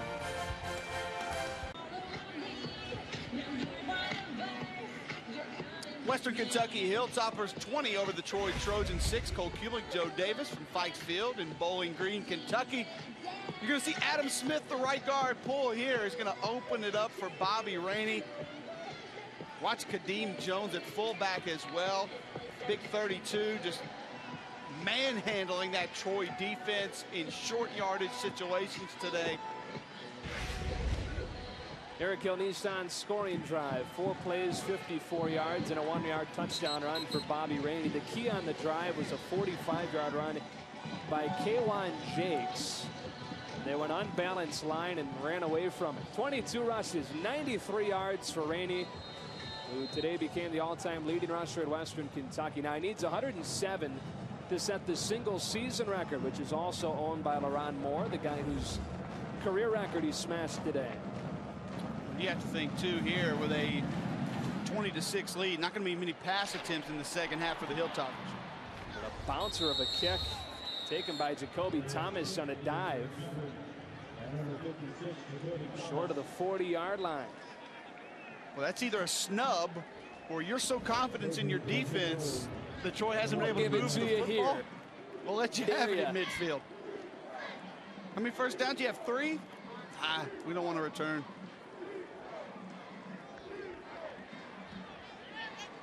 I would think that was a squib kick that just came up a little bit short myself. So the Trojans, after moving the ball into Western Kentucky territory, getting stopped on 4th and 1 on the first possession, go down the middle for a completion to the 35. Justin Albert snuck his arms under that football for a gain of 25 yards, and it's 1st and 10. It's not fair to ask Ben Duval, reserve linebacker at 6'3", 230, to cover a slot receiver down the seam. It's just a mismatch. DJ Taylor, Kareem Peterson out of the safety spot with an aggressive defensive play to stop him on a gain of 2. Really like the way Troy has mixed things up here in the second half. Just saw that shot down the seam by Corey Robinson. Now DJ Taylor trying to continue to establish some sort of run game for the Trojans. They had just 7 yards rushing during the first half. Sean Selfer ran for 8 yards on the first play of the second half.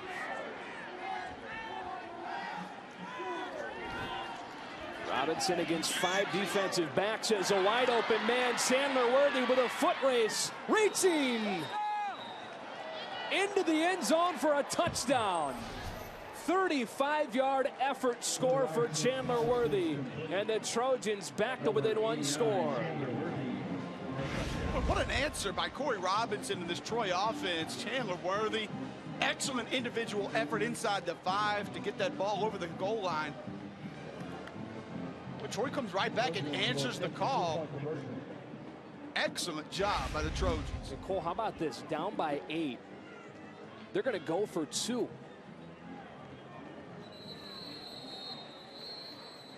Michael Taylor missed his 4th extra point of the season earlier. And either the Trojans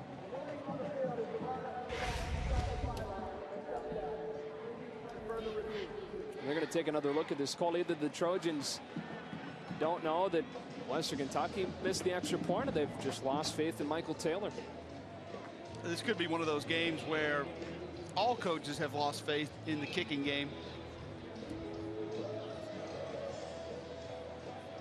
I'm with you, though, Joe. Going for 2 here doesn't seem to make a lot of sense.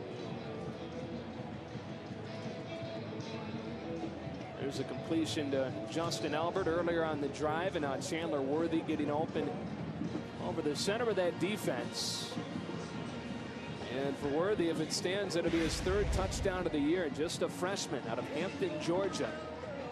35 yards from Robinson. Just a little deep cross. Corey Robinson found zone coverage this last possession.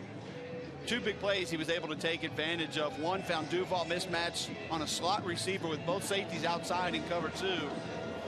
And then again, going with the crossing route against the safety. What an effort. And a great job by our cameraman, too. Looks good from here. After further review, the ruling on the field is confirmed. Touchdown. And so do they send the offense back out?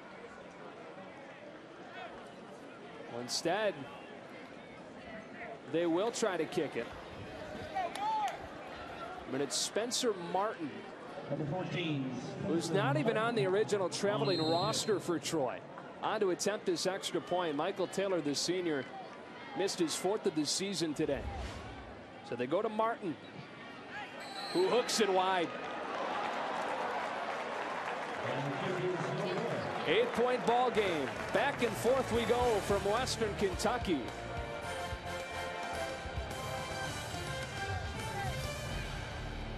Kentucky with 10:45 left in this third quarter.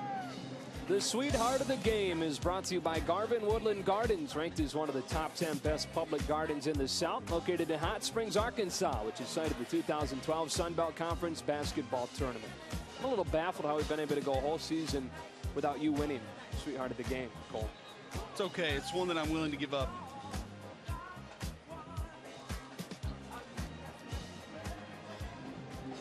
Eric Hill Nissan scoring drive for the Trojans. 3 plays, 61 yards. Takes less than a minute to do it. That's Troy football right there. Yeah, that's one reason that we've talked so much about time of possession and Western Kentucky dominating that today. That scoring drive there is one reason that it doesn't always apply in a game like this. Well, Michael Taylor pulled his hamstring and is done, so Spencer Martin kicks it away to John Evans, who slips Chris Anderson and has a seam. All the way past the 35. It's a 47-yard return for John Evans, who's the top kick returner in the Sun Belt. And Western Kentucky takes advantage of another special teams gaffe from Troy. You have your third-string kicker in the game have to take advantage. Short kickoff. And then watch, you're going to come over and take a bad angle on the tackle as well. Here's your left of your screen right there. Doesn't get it done.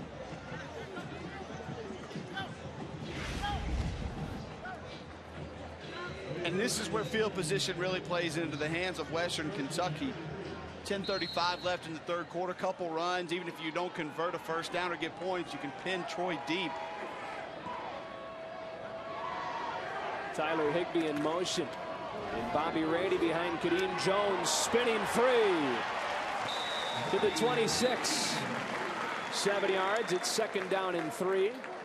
And Bobby Rainey goes to 100 yards on the afternoon.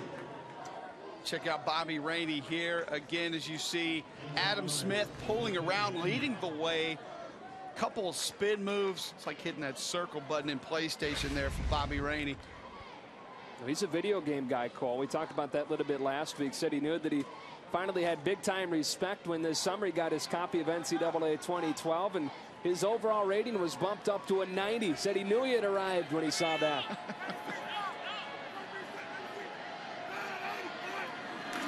On 2nd down, Jakes with a bit of a botch play and a flag down as Massaquoi wrestles him down. Let's go down to the sideline for Aaron. Joe, the 101-yard rushing effort so far by Bobby Rainey breaks another record set by LaRon Moore. It gives him 22 career 100-yard outings. Up to you. The accolades just keep on coming. There's a flag down on that play, and we'll defer to Kevin Stein to tell us why in just a moment. Illegal formation. 5 in the backfield. Gets the offense. That penalty is declined. 2nd down. And so many guys in the backfield. K1 Jake's not sure who to hand it to. A bit of a busted play last time. Of course, Troy with the tackle for loss. They'll decline that.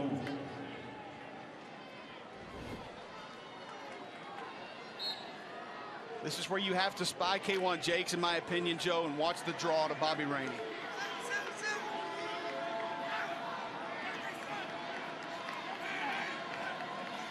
Trojans with 5 DBs in the game. There's the screen. Jack Doyle, the tight end, stays on his feet for a 1st down. He slipped 1 tackle and then banged into Canoris Davis, who's still down. Doyle with 13 yards and a 1st down. I have seen some of the best play calls of the season. It's just a little underneath screen. Jack Doyle lined up tight end to the left. He's going to come under to the right. K1 Jakes, nice patience to draw the defensive line up. Screen underneath. Really no one home for Troy. Jack Doyle takes it ahead for the first down. Man, Canoris Davis Jr. from Perry, Georgia is injured. Heavy collision between he and Jack Doyle. Because they take a look at Canoris Davis. He talked about the play calling today for Western Kentucky. Willie Taggart told us last night, we're at a spot right now with K1 Jakes and his comfortability with this offense. Really the entire offense as a whole. They're going to open up that playbook. They might run some stuff that they didn't even practice during the week. You go back a few weeks to be able to find that play, but they're comfortable enough to be able to run plays like that. We're going to take a break as they take a look at Davis.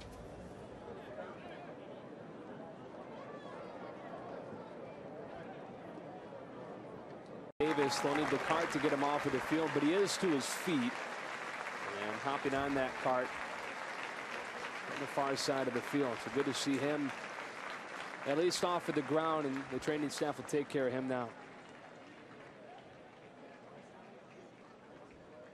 I'll be sure to get the latest college football news with Matt Stewart and Chuck Oliver. Catch some big-time interviews with College Football Fix every Monday and Friday, 6:30 Eastern, only on CSS.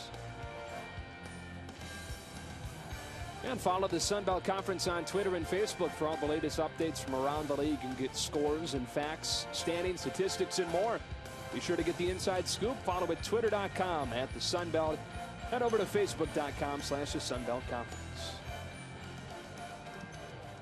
Of course, you can tweet us right here in the booth at #SunBeltNet. You hope Canoris Davis is okay. Guy that's battled injuries his entire career and finally healthy this season.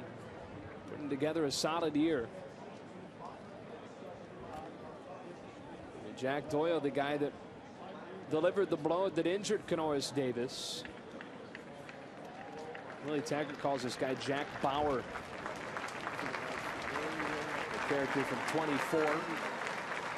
Davis take his own pads off as he's carted off.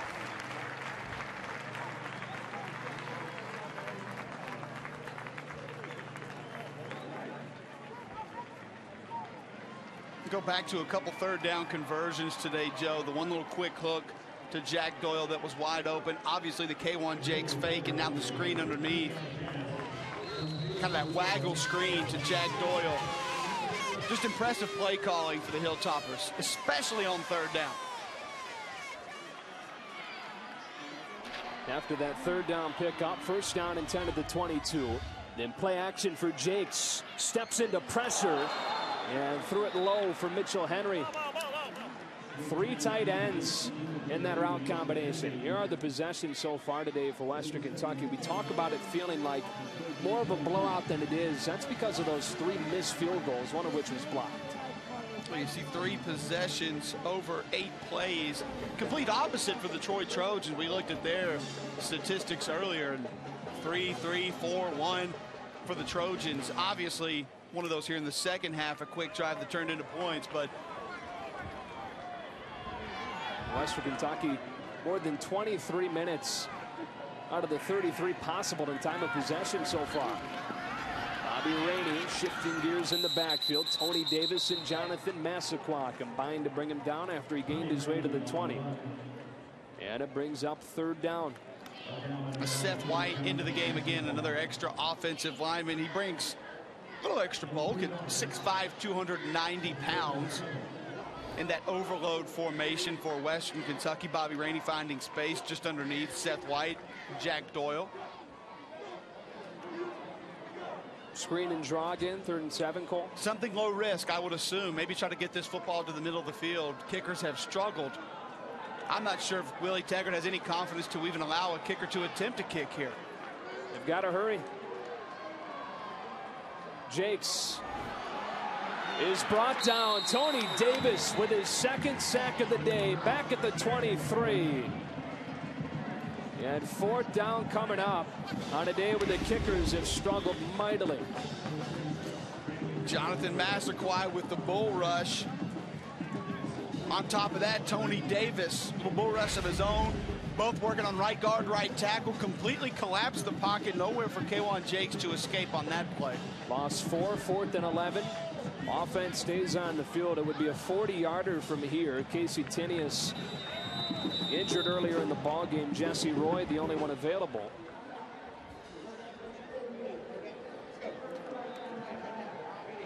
Western Kentucky will take a timeout. Let's go down to the sideline for Aaron.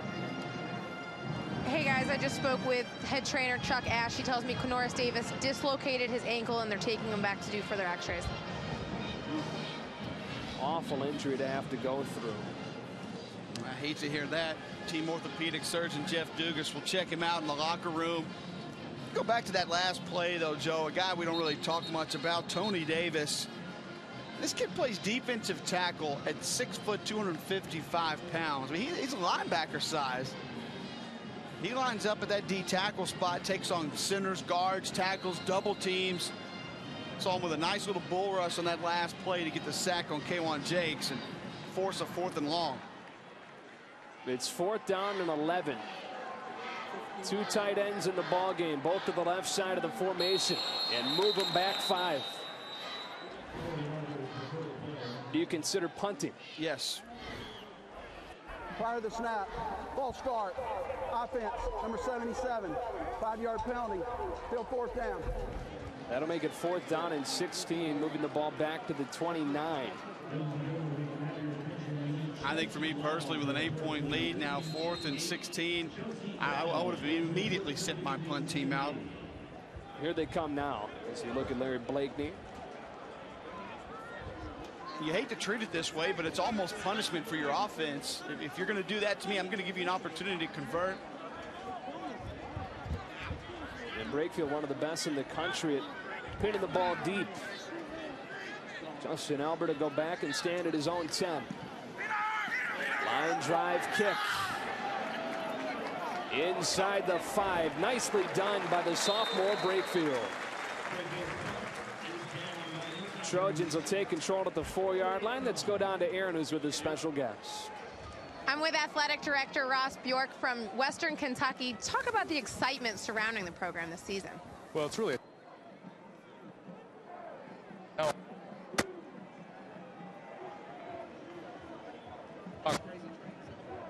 wins the next game.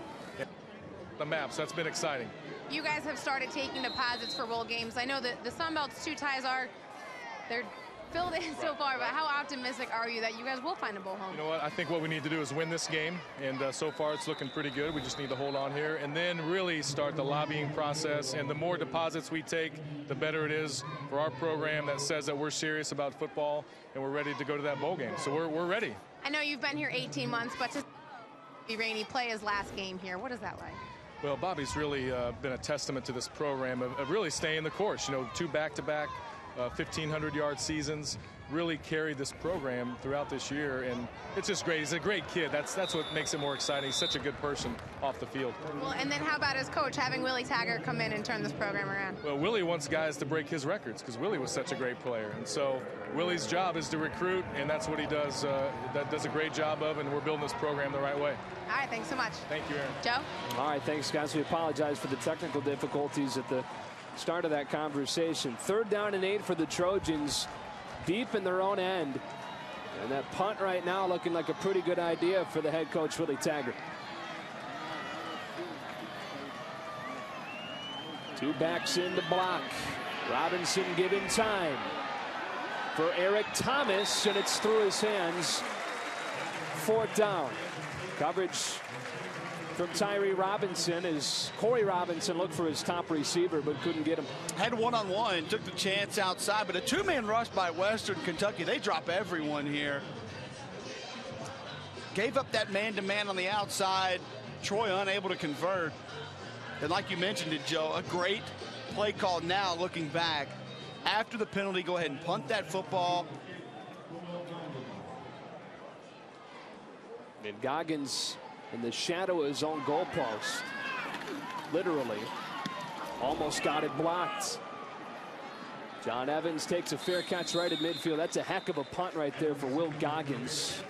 aided some by the wind, but does shift the field position just a touch. Well, be sure to visit Take5OilChange.com for savings on your next oil change. It's Take5OilChange.com. Trojans defense, one of the worst in the Sun Belt statistically speaking, coming off its best game of the season. Going to need to stand strong here with a short field. In Western Kentucky with the football right at the 50. Doyle and Jones, the up-backs. It's Doyle in motion. And it's Rainey behind Jones on first down. Nice cutback.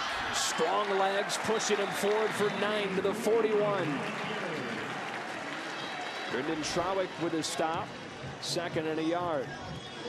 Excellent vision by Bobby Rainey and the footwork as well. You see him shuffling the feet back and forth, just bouncing that ball to the outside. One of the most impressive things is you see the lateral movement by Rainey. He still seems to always have that northern lean. Always seems to continue to lean towards finishing the play in a positive direction. 113 yards for him today on 25 touches. Nation's leading rusher, nation's leader in carries each of the last 2 seasons. He gets another. Has a first down and more. Bobby Rainey with a stiff arm to get inside the 25. 16-yard gain and a first down for the Hilltoppers. Still grinding the clock. Kid still doesn't go down. Pyramid formation. Watch Jack Doyle come from the tight end spot right there with the seal block 82, and then Bobby Rainey does the rest. Excellent job by that offensive line. That pyramid formation, some people call it the inverted wishbone, become more and more popular in football. You're seeing it. Really a way to implement more big bodies in the backfield, and we'll see it here again. We hadn't seen a ton of this out of Western Kentucky prior to this game. Doyle motions out. Play action from Jakes. Off his back foot finds Doyle, and a good stop for Barry Velson after a 3-yard gain. That is not a throw Kawan Jakes makes a season ago. No, he's a lot more comfortable, and we talked about it earlier in the broadcast, Joe. He's a little more effective on the move. He likes to be outside of the pocket, likes to do things in an unconventional manner. There you see, play action, roll out, defender in his face, completes to Jack Doyle. Give Doyle credit, though, did an excellent job selling the block initially, and then 6ing out, getting open in that route. 6 catch for Doyle, who's got 54 on the season now. 2nd down and 3. Rainey on a toss play. A vicious stiff arm, and he might get called for a face mask as Chris Pickett came up from the corner spot. It's a loss of 2. There is a flag.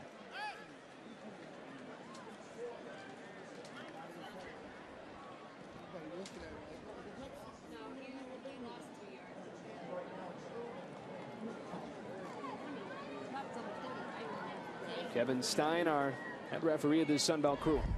Personal foul, face mask, defense, number 46. Half the distance to the goal from the previous spot. Well, I was wrong. Automatic, first down. I said it was Rainey that got the face mask. They each got a piece, but clearly Chris Pickett with a better hold. Bobby Rainey over 1,200 yards on the season. He's only lost 85 combined on the season. And keep in mind, that's leading the nation in carries.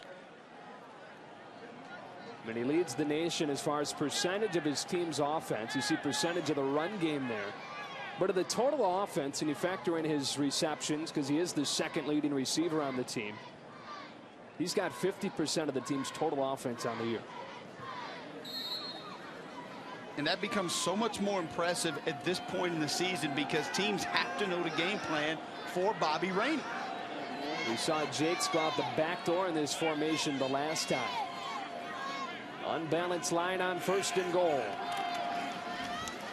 Rainey again. Bouncing outside. Somehow gains his way inside the 5. He was pushed out by Trowick after he got away from Willis on a gain of 6. Jack Doyle actually motions back, lines up his left tackle. He's not eligible on this play. Then they run right. Bobby Rainey bounces it out, doing a lot of it on his own. You see how difficult he is to take down. You have to have multiple defenders really to get Bobby Rainey to the ground. Last week versus North Texas, how many times did we see one guy have a shot at Bobby Rainey and just unable to get him to the ground?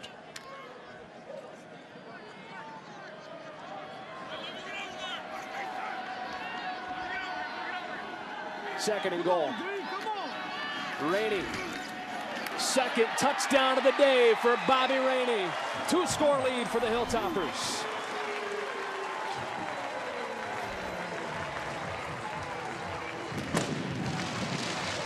So patient out of the backfield is Bobby Rainey. He understands that it's not always full head of steam north and south, A to B. Sometimes you have to let a play develop. Take a stutter step, little delay step, punches it into the end zone. This has been an adventure today for both teams. The extra point from Jesse Roy. How about that? Right down the middle. Western Kentucky trying to bolster its bowl resume. Trying to complete the greatest turnaround in Sun Belt history. Bobby Rainey, greatest running back in Western Kentucky history, with his second score of the day. Of the season, the Eric Hill Nissan scoring drive, 5 plays and 50 yards. But a 4-yard score for Rainey, who's now got 141 yards on the afternoon. He's already become the all-time rusher as far as career here at WKU. Now he needs 59 more yards to set a single season record. LaRon Moore, who's in the house today, owns that record. Rainey, everybody talks about is how good of a kid he is off of the field, leaving quite the impression, quite the legacy here at Western Kentucky. Spent a bunch of time in the community, volunteering his time at schools and hospitals, and the kid's going to graduate this December with a management degree. Yeah, ball sails out of bounds. Day of horrors for the kickers. More kicking woes for these two teams. We knew the wind was going to be a factor. I'm not sure how much it's played into this, but kicking team. Troy accepts the penalty, 30 yards from the previous spot. Ball's placed to the 40-yard line. First down. You see the breeze blowing, but it's blowing almost the length of the field. When you get the issues when you have the crosswind, you see that blowing directly out of the stadium. So granted, that would have been in Jesse Roy's face, but shouldn't have affected the direction of the ball. You see the goalpost wobbling currently due to the wind. Roy Robinson and the Trojans down 2 touchdowns. Eric Thomas, his favorite target on the slant, with a first down in a Western Kentucky territory. He's shot down by Darius Brooks after a 17-yard gain. When you face a team that controls the clock like Western Kentucky, a 2-score deficit at this point, you got to be near perfect the rest of the way. There's no doubt about it, Joe. Must take advantage of your possessions because they will be limited. Robinson patient. Ed Moncrief with a reception. A gain of just 3 yards for a guy that led the team in receiving a season ago, but he's had to battle a broken foot this season. That's his 15th catch. It's 2nd and 6. You're going to see this defense now just pretty much back off Jamarcus Allen from his defensive tackle spot, not even rushing the passer on the last 2 plays. A run play, Sean Southward spinning, bouncing, first down across the 30. It's a 10-yard gain for Southward. They had no running game during the first half. Signs of it in this 3rd quarter. Yeah, perfect time to sneak it through. Western Kentucky goes to what I call the wild look. You see no defensive linemen with their hands on the ground. That gives the advantage to the offensive lineman coming off the ball. Trojans trying to answer. 3 receivers to the top of the screen and a false start. Prior to the snap, false start, offense, number 58, 5-yard penalty, first down. Joe Davis with Cole Cubelic here in the booth. Aaron Cofield on the sidelines today. Unfamiliar roles for these two teams. 5-time defending Sun Belt champion Troy trying to play spoiler against a Western Kentucky team at 6-5, bowl eligible. Needing a win to bolster those bowl hopes. 1st and 15. Robinson slings it across the middle for Thomas. Got to tuck that ball away. Stumbles forward for 9 to the 36. Taron Williams with the tackle. Yeah, the slants and the comebacks, the ends, have been extremely successful for Troy. Here you see Thomas working one-on-one, going to give up everything underneath. quick in. Corey Robinson, nice touch on that pass. Well, Willie Taggart told us they'd be willing to take the stuff underneath. Give that to the Trojans. Didn't want to give up any big plays. There's been a few for Troy. 2nd and 7. Bull rush from the corner. Down the seam. Touchdown, Chris Anderson. And the Trojans with an answer, and a flag flies. They're going to flag the salute by Anderson after the play, looking over at the Western Kentucky sideline. And that's big when you need a 2-point conversion. No doubt about it. How penalties, you go back to the last drive of the half for Troy. You put Western Kentucky in a position. Started a few drives off around midfield due to bad kicks. Following the touchdown, unsportsmanlike conduct, offense number 4. That 15-yard penalty will be penalized on the kickoff. So to be penalized on the kickoff, and won't affect this try attempt. But for Chris Anderson, first touchdown reception of the season. He's been a running back and a receiver for this team, and one of the hardest workers on the club, says Larry Blakeney. So down 9, need a 2-point conversion at some point. They'll try for it here.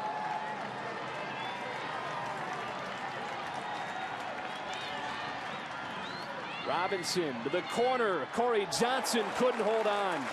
A huge play. Kareem Peterson with coverage. 2 hands, young man, 2 hands. A couple weeks ago, we saw him pull down one of those one-handed grabs, very similar to that, Joe. But go up and get this football with 2 hands.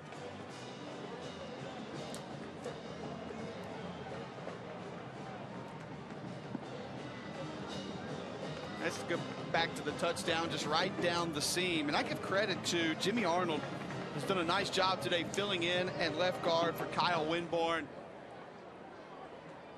And there you saw the salute.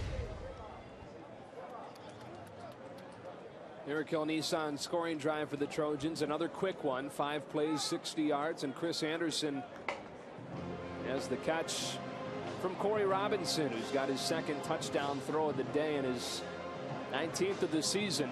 They had a stretch this season where over 4 games managed only 3. But now 9 touchdown passes over the last 2+. So he started to figure things out again. The Trojans down by 9 points. Would be a 1-touchdown game. Wasn't for the special teams problems. But he can, I guess, flip it the other way and say it'd be more than a 9-point game if Western Kentucky hadn't had their problems. Definitely. And I tell you, I think if you're Western Kentucky right now, Coach Taggart and his staff, you have to sit back and say, these men of Troy have made it look extremely easy the last 2 drives. We must maintain possession for a while here. I'm not going to say points are critical or a must, but maintaining possession, move the chains a few times, I think is vital for this Hilltopper offense right now, Joe. Because of that unsportsmanlike conduct, Spencer Martin, who's kicking for the first time, back at his own 15 to the top kick returner with his Sun Belt. John Evans from the 25. And a flag flies as Brendan Trowick stops him at the 45-yard line. You assume that's on the return team. And if it is, what would have been great field position because of a Troy penalty will be nullified. There's a couple of flags down. There's actually one at the 20 where the Trojans kicked off from. And one right where Evans is brought down.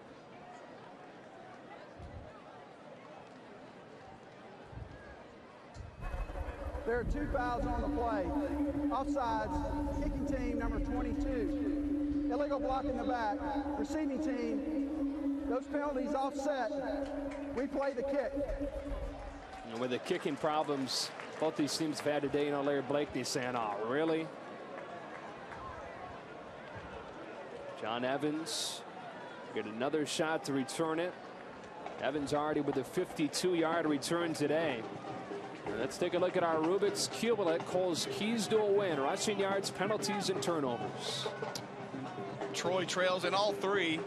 Obviously trails in the ball game as well, but absolutely dominated in rushing yards. And the penalties for Troy have been key because they've really set up Western Kentucky points. There's not a lot, but the few that they do have been critical, and then obviously the one turnover.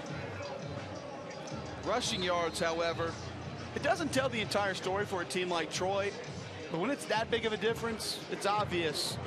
You're being pushed around a little bit, you're being manhandled. So Martin kicks it again, and another chance for the league's best returner, Evans. To the sideline. Evans now cuts it back, gets to the 46, which is where it would have been had there been no penalties on the play before. Minute 48 left, third quarter. No calls is going to be one of those possessions where you see a lot of Bobby Rainey. Western Kentucky tries to run that clock. Really no reason to take any chances here if you are Western Kentucky. Just come out there, do what you do best. Mix up the formations, mix up the play calling. Grind away at that clock. Rico Brown in motion towards the formation. And the 29th carry of the day for Bobby Rainey. Tugged down from behind by Xavier Lamb. He gets 5 yards and second down and 5 coming up. Rainey 146 now on 29 touches. Guy that has led the nation in carries each of the last 2 seasons. Came in today with 46 more carries than anybody else in the country. He's the only guy, if he finishes the season, which he's on pace to, one of only 5 guys in the last 30 years to lead the country in carries in back-to-back seasons. Speaks to his durability. No doubt. There's carry number 30.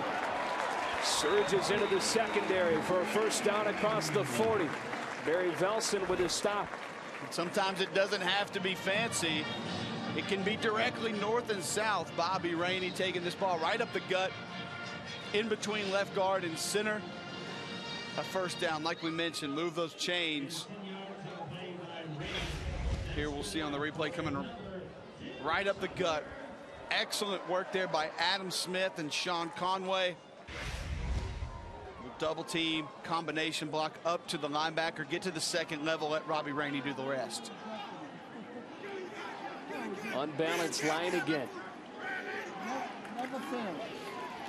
Rainey between the tackles. Chris Pickett out of the corner spot. Swooped in and brought him down after 3 yards. Second down and 7 coming. Western Kentucky chooses to. That second down play could begin the fourth quarter. And that's exactly what they'll decide to do. A win would give Western Kentucky the greatest turnaround in Sun Belt history. They were 2-6 in conference play last season. Trying to win 7 straight and go 7-1 in the Sun Belt. Sun Belt championship, at least a share of it, not out of the question for the Hilltoppers as we go to the fourth. 18, Western Kentucky leads as we start the fourth quarter. Willie Taggart trying to engineer the best turnaround in Sun Belt history. 0-12 2 seasons ago. Taggart came in. They went 2-10 a season ago. And trying to go 7-5, 7-1 in Sun Belt play. And Jermaine Tiart got a head start. We'll see if he was drawn off. Offsides. Defense, number 91. Contact made. 5-yard penalty. Still second down. So that makes it second down and short. Tiart will come out of the game with Emmanuel Dudley replacing him. Can't help but go back, Joe. Only 6 penalties on the day for Troy, but I think 4 of those have greatly assisted Western Kentucky in either converting a first down or a touchdown. And they shift out of the inverted wishbone into an offset eye. On 2nd and 1, Jakes with a straight drop. He's pressured. He throws. Tyler Higbee short of the goal line. First and goal. Well, Higbee's first career reception last week went for a 63-yard touchdown. He about made it 2 catches, 2 touchdowns. Let's look at the Slappy Mama Cajun seasoning stats through 3 quarters. Dominant in the ground game for Western Kentucky, 226-27. The time of possession, 31 minutes to 13. Let's see. K1 Jakes, when he can just drop, set, and throw, much more effective in my opinion. Throws a strike there on that play. Do they go to number 3? They do. Third touchdown of the day for Bobby Rainey.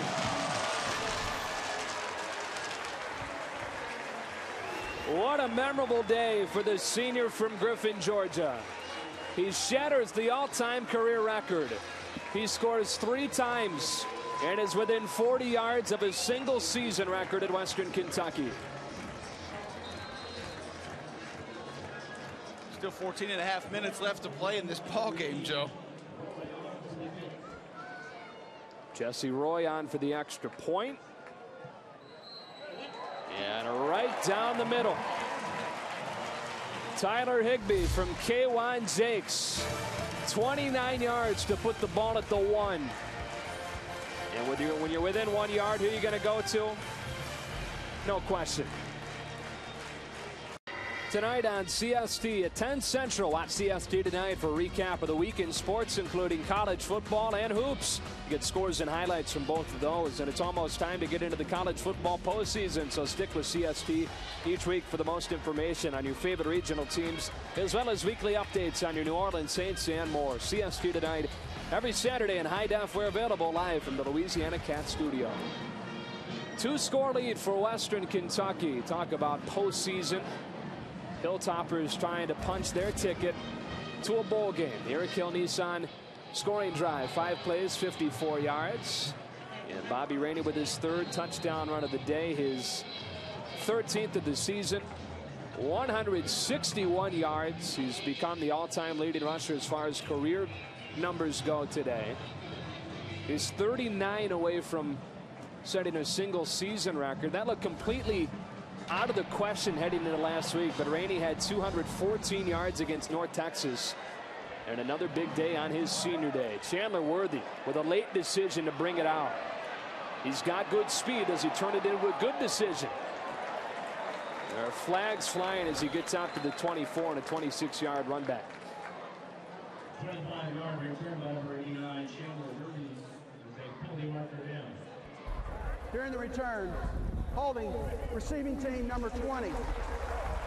Half the distance to the goal. First down. Sean Southward called for the flag, and calls is a quick strike offense. It has moved it well during the second half.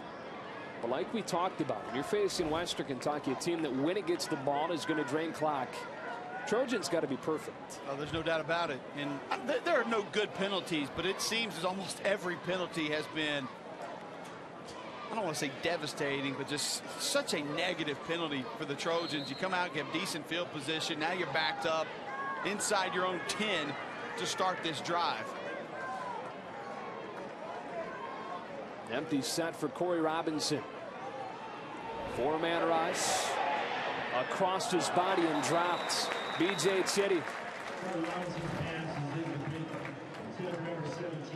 You can't have drops in this offense, Joe. Timing, rhythm. You mentioned it. Opportunities as far as possessions, you must take advantage. Same thing with these opportunities. You get a route open over the middle of the field, you have to convert. Catch that football. Corey Robinson, 12 of 21 now. Only 2 down linemen for Western Kentucky. And we've got Jamarcus Allen, a D tackle in a standout position. And Bari Boyd, a linebacker, right in the middle of the defense as well. Intercepted.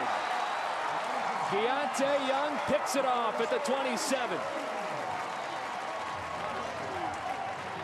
Second straight week with a pick for the sophomore from Gainesville, Georgia. And Corey Robinson, who's been intercepted now 12 times this season, threw off his back foot into a crowd, and Young was there. There's a flag down on the far sideline in front of the Western Kentucky bench.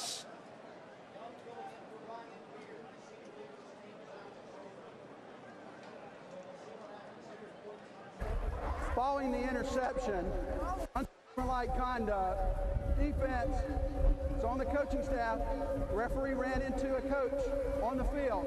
That 15-yard penalty will be penalized from the succeeding spot. First down, WKU. Well, he didn't help his cause by phrasing it the way he did. Made it sound like it was the ref's fault for running into the coach. That's a new one. Refs don't like it when coordinators come out past the numbers to celebrate with the kids. Delay blitz from the safety position. Corey Robinson just overthrown.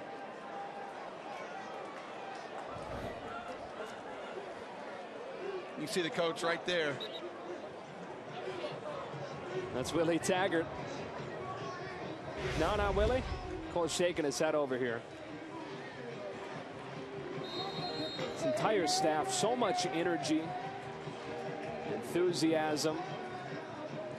Second season under that guy, Willie Taggart. Complete turnaround. He said he even has to step back now and then. And illegal substitution, offense. 12 men. We're in the formation. 5-yard penalty. Still first down. I'll move it back 5 on first down. But Willie Taggart saying he's got to step back sometimes and look at what this team has done. It's mind-blowing. They started off 0-4. They lost 44-16 to FCS Indiana State. And then they've won 7 straight we're on the verge of winning 7 straight conference games. Bobby Rainey fumbled the ball, and the Trojans take it right back. That's a rare sighting.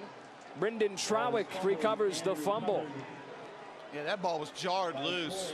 Somebody got a hand on that football, but quickly back to Western Kentucky. Joe, like you mentioned it, this team has not lost a game at home since October the 1st. Tony Davis has got a couple of sacks today, jarred it loose. First fumble lost by Bobby Rainey this season. And it gives the Trojans some more hope with 14:04 to go. You'll think about that compiled with this is the kid that leads the nation in attempts. Robinson still in the pocket. Slants broken up. Darius Brooks broke it up. Now, Cole, that's a good point you make. For Bobby Rainey, he's just short of 400 carries on the season, and that's his first fumble. Incredible. Watch this play. Great body adjustment coming back to the football. Going around the receiver to swat that ball away. And now fade for Eric Thomas, who adjusted and hauled it in with one hand. We've seen him do it before. Down to the 30 on a 31-yard gain. There's a flag down back near the line of scrimmage.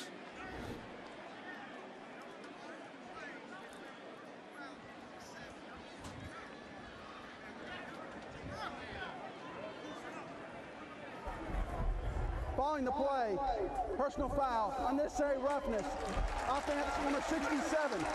That 15-yard penalty will be penalized from the end of the run. First down. Flags on Jimmy Arnold, 67. He's on the left side of your screen. Not going to see the penalty there.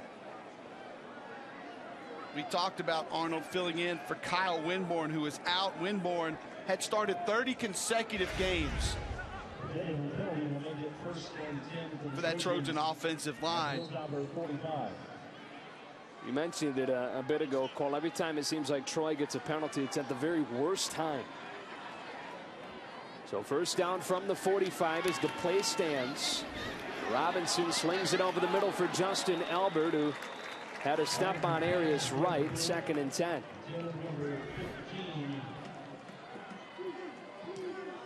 Seen a couple of these today from the Troy wide receivers. Just balls slipping through the hands or batted down in the hands of the receivers. Robinson's struggling a little bit today as the receiver core. You've got to help your guy out. Robinson 13 of 25, 223. And a pair of touchdowns. Pocket collapsing. Got rid of it to Corey Johnson, but a flag down in the backfield on a 10-yard gain. Just barely got rid of it as that pocket was shrinking.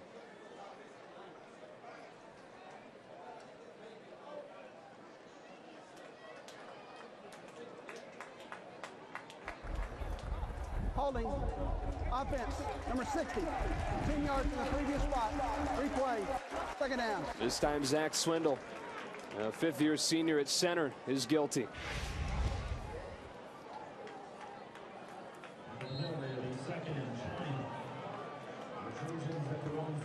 Ninth penalty today on Troy. And it makes it 2nd and 20 from the 45 in their own territory. Down by 2 scores. Robinson on the corner pattern.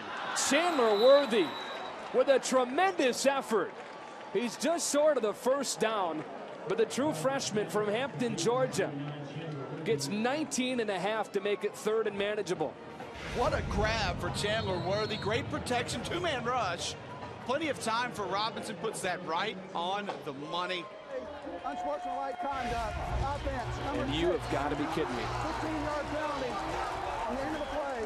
3rd down. Another unsportsmanlike conduct. Instead of 3rd and short, 3rd and 15.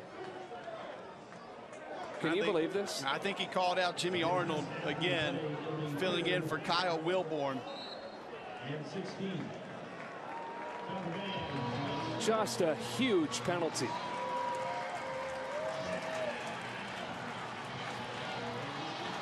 And it's 3rd down. They need to get it to the 35. Trojans have continued to come up with big plays, but had them nullified. Robinson steps into the pocket and throws into traffic, 4th down.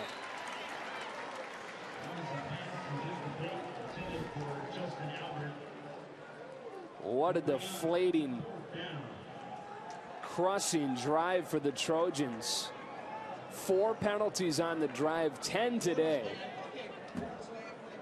Jimmy Arnold trying to get out of this game. He's gimping pretty hard. Looks like his right foot is acting up. Arnold called for 2 unsportsmanlike conducts on that drive. Sophomore making his first start.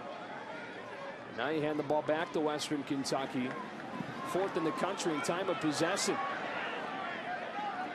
Good roll for Goggins. A 46-yard punt down to the 5-yard line. Western Kentucky will try and run that clock. Up 2 scores. Brought to you by Golden Flake, the official snack of the Sun Belt Conference. And by Geico. 15 minutes could save you 15% or more on car insurance. Call Geico at 1-800-947-AUTO. That's 1-800-947-AUTO. Or visit geico.com.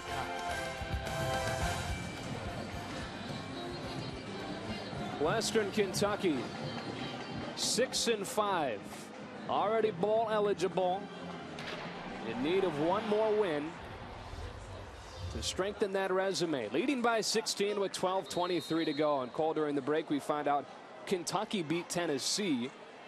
That's another check on the list of things Western Kentucky needs to happen. Tennessee goes to 5-7, not bowl eligible. Bobby Rainey on first down to the 9 and a gain of 3.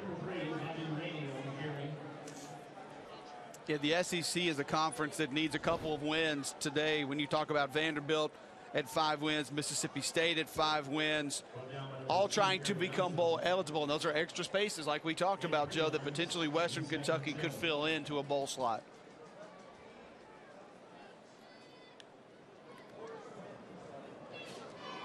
Just became an official FBS member in 2009. 0-12 in 09, 2-10 last year. Here's Rainey again with a nice cutback. He's tripped up at the 12-yard line.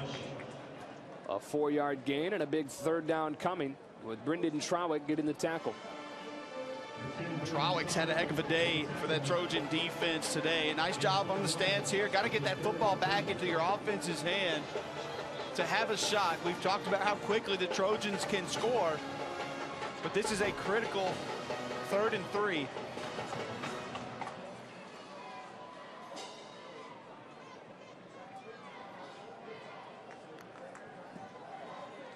Western Kentucky 6 of 12 on 3rd down so far today. Got a 270-pound fullback in Kadeem Jones who will pave the way for Rainey. First down and more. Bobby Rainey nears the 30-yard line. What a tough run for the senior. 15 yards. And he's got 188 on the afternoon. Well, it's a sweet little move right here at the end. He's going to duck back under a defender right there, coming over to make the tackle. And just the pads stay low, the legs continue to churn, the center of gravity low, and always moving forward.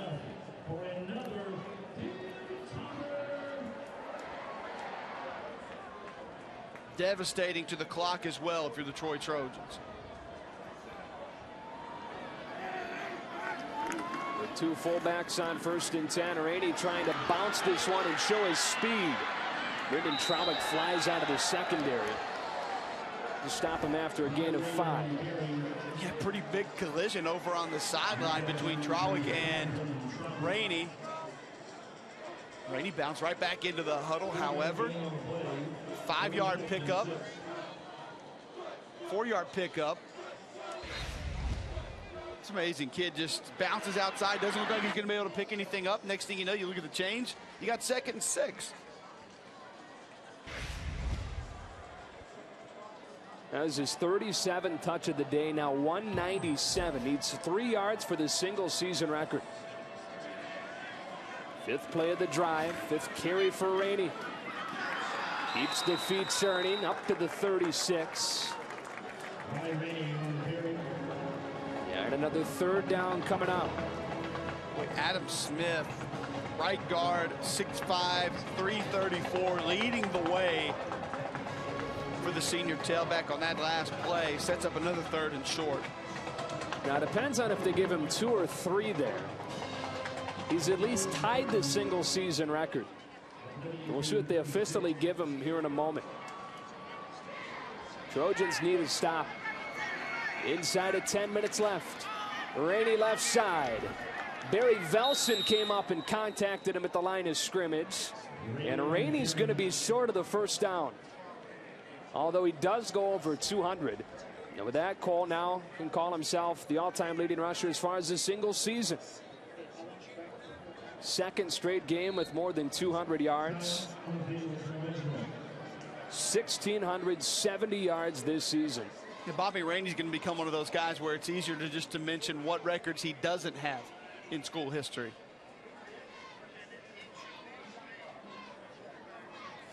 Got a pretty favorable spot. We'll mark him just short.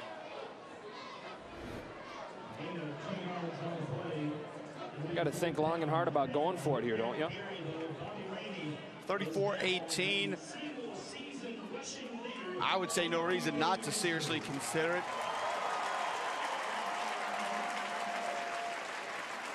It's amazing that he's able to get that single season record. 417 yards over the last 7.5 quarters. So much credit goes to that offensive line as well. K'Wan Jakes has made great decisions. Made Bobby Rainey's ability to have success a little bit better. With that big group up front, including the tight ends and fullback, excellent job as well. It's Jones. Only needed about a foot and he got it. And they use Rainey as a decoy. As he ran to his left and Jones took it straight forward for the 1st down. And the clock continues to tick. Western Kentucky tries to wrap this ball game up.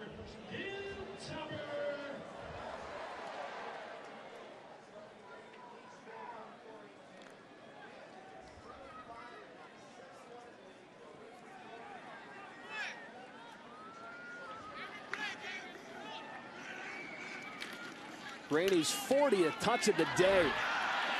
Still with plenty left in the tank. 9 yards to the 48. 211 today. From 2011-2012 Sun Belt Conference men's and women's basketball seasons are getting underway. You can watch all your favorite Sun Belt teams. Coverage beginning next month. 28 men's and women's conference games culminating with the conference championships from Hot Springs, Arkansas. It's men's and women's basketball right here on the Sun Belt Network all winter long. Visit sunbeltsports.org for more details.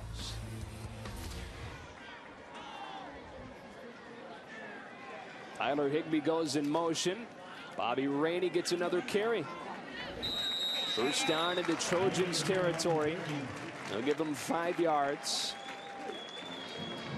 This is becoming gut-wrenching for the Troy Trojans. Coming up on 7 minutes left in this football game, almost 9 when Western Kentucky took over. There you just had a 2nd and short conversion, so now you're going to have a few more downs to continue to run this clock. It's exactly the way Willie Taggart coaches them up over there for Western Kentucky.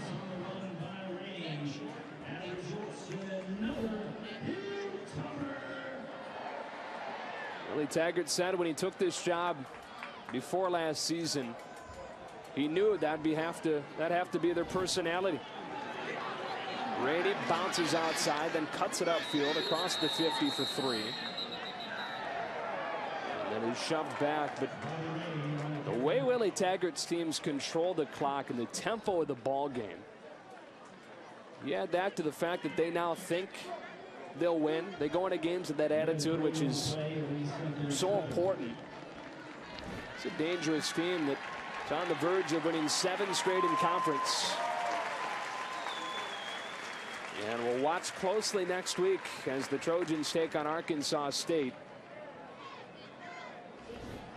There's a time of possession season versus today. 34-minute average this season. That's 4th in the country. And for the 2nd week in a row, they're going to eclipse 39 minutes. Keyshawn Simpson, first carry of the day. There's the heir apparent to the tailback position. The sophomore from Lexington, Kentucky, goes for 25 and a first down. See that offensive line up front. Adam Smith pulling around again is going to get the seal. Simpson a nice cut. Can't credit those hog mollies up front enough for the great job blocking today.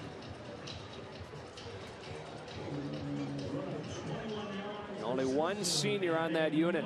It's that guy right there, Wes Jeffries, who's got a touchdown run today. Rainey takes one play off, comes back in and gets the carry. Steps out of Brandon Bryan's ankle tackle. Surges across the 15. Right at the first down marker.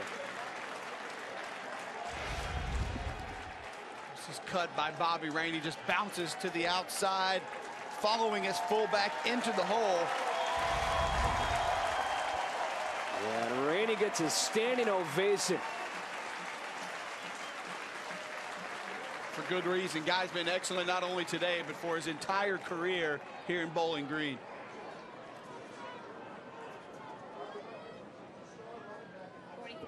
.229 yards so far today for Rainey. It's a new season high. They're going deep on the bench.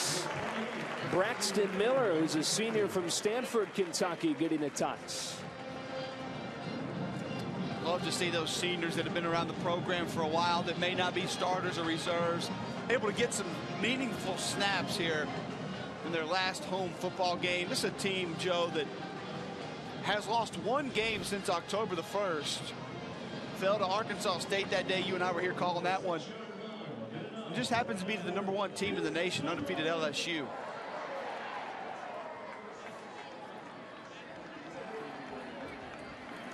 Boss, the fullback. And another carry for Braxton Miller.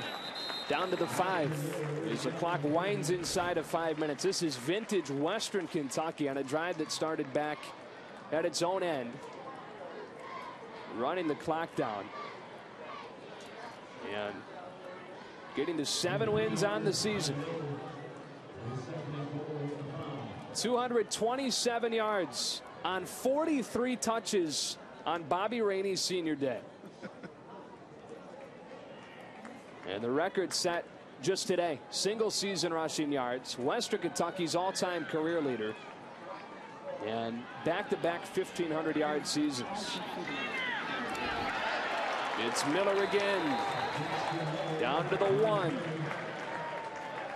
You realize how ridiculous it is that he sets the record for attempts in a game in his last regular season game after leading the nation in attempts for 2 consecutive years. You talk about his durability with the 42 touches today. He's up to 368 carries on the season.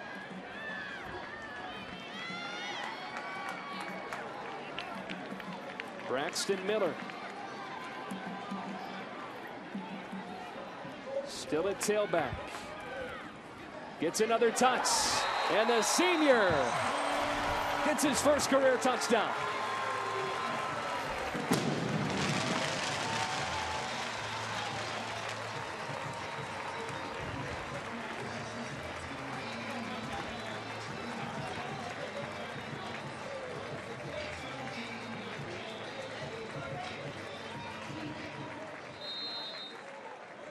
Special moment for senior Braxton Miller. Be able to punch that ball into the end zone here at home.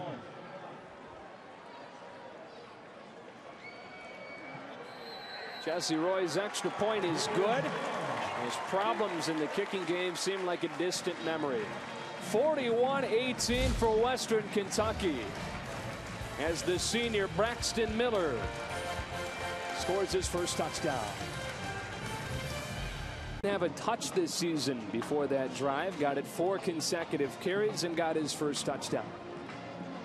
Eric Hill Nissan scoring drive, 16 plays, 94 yards, and a ridiculous 9 minutes and 22 seconds. It's unbelievable. On the day, call 41 minutes and 48 seconds for Western Kentucky to 15 minutes 11 seconds for Troy. Western Kentucky's run 79 plays. Troy's run 44. We talked about limiting your opportunities. That's one thing that you do with the ball control offense. And when you double up somebody else's attempts at plays, that's dominating.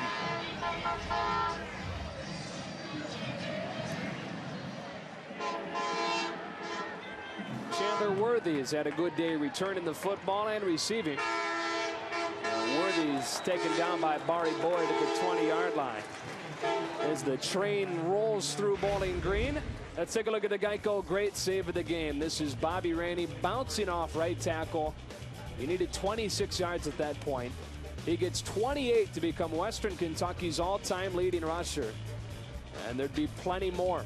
He's surged past 200 yards on the day, 227 on 43 carries to set a single season record. It's incredible because he was more than 400 yards short of it going into last week. 214 against North Texas, 227 against Troy. And there's that time of possession we just talked about. Corey Robinson to Corey Johnson, who's had a good day at receiver. Across the 40-yard line and a 20-yard gain. It's Johnson's third catch of the game. Man, well, don't expect Troy to lay down. This Larry Blakeney bunch will continue to fight, continue to try to put some points on the board here. Robinson just a junior, Johnson, or just a sophomore, Johnson just a junior. Both those guys will be back. Nice breakup for Arius Wright. As you look for Eric Thomas, who's only a sophomore. You look at the receivers for this Troy team. Johnson, a junior. Thomas, Albert, both sophomores. Felton Payton's a sophomore. You got freshmen and Chandler Worthy and B.J. Chitty.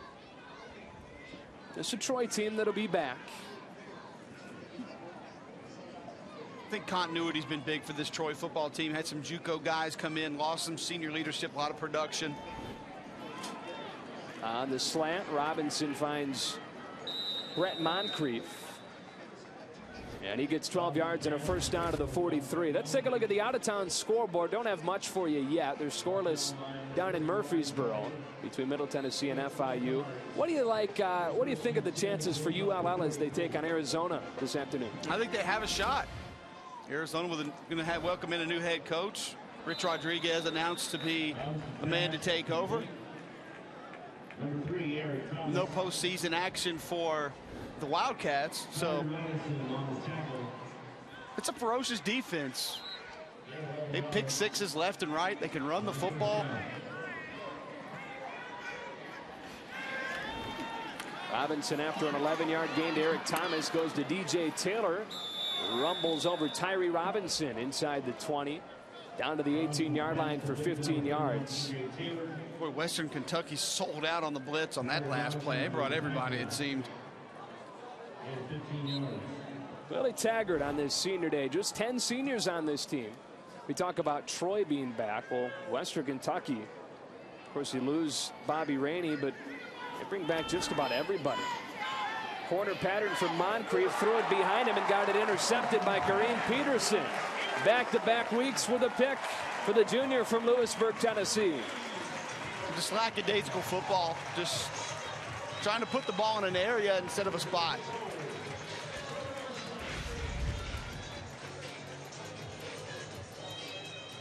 Kind of back foot as well, fundamentals falling off a little bit. Peterson's third of the season. Missed the first 3 games of the year with a minor knee injury. Has been solid since returning. 3 picks and only 10 games played. So, Cole, we've seen a left tackle get a carry for a touchdown. We've seen a senior who hadn't touched it yet this season get a carry for a touchdown. Who are they going to call on this drive? You going to get a call? Go down there, get a carry or 2? No, I don't think that could last. And with the way this offense works, we'll be out of here in about 2 minutes. Keyshawn Simpson, the guy that'll go in. And Simpson, the sophomore from Lexington that ran for 2,400 yards, 27 touchdowns during his time at Madison Central High School in Lexington, with a pickup of 4. College basketball is on CSS, so don't miss live men's and women's matchups from the SEC, Conference USA, Sun Belt, ACC, and Big East. Visit CSSSports.com to see the complete schedule of over 160 games coming up tomorrow at 2. The Great Alaska Shootout Championship, and it's only on CSS. Good turnout today. You're on top of the hill in Bowling Green. Simpson runs low. Jonathan Massaquoi hog ties him down after 5 yards to the 30. It is enough for a first down. With the chains moving, clock stops at 1 minute. Gives you 1 minute to tell us why Western Kentucky should be in a bowl. Well, first and foremost, you have Bobby Rainey, the school's all-time leading rusher. You have a club that lost their first 4 games of the season, been able to battle back, win all but 1 since then on October 1st. That lost right here to Arkansas State. Not only that, the comeback for the past few seasons of this ball club, winless a few years ago. You saw at the top of your screen there, Willie Taggart just got the Gatorade shower. And K'Wan Jakes will take a knee.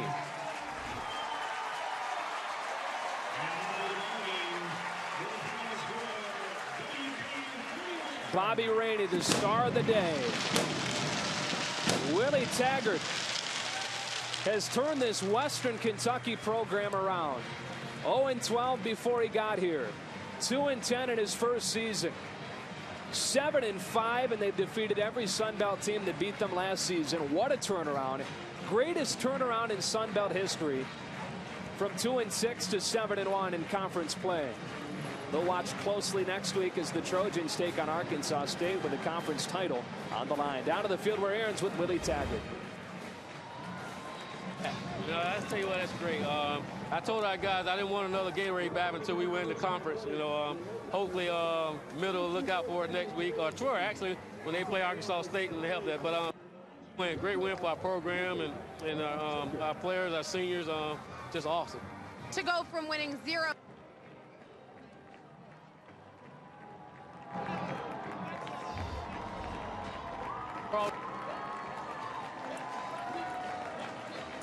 And 0-4, our seniors could have easily.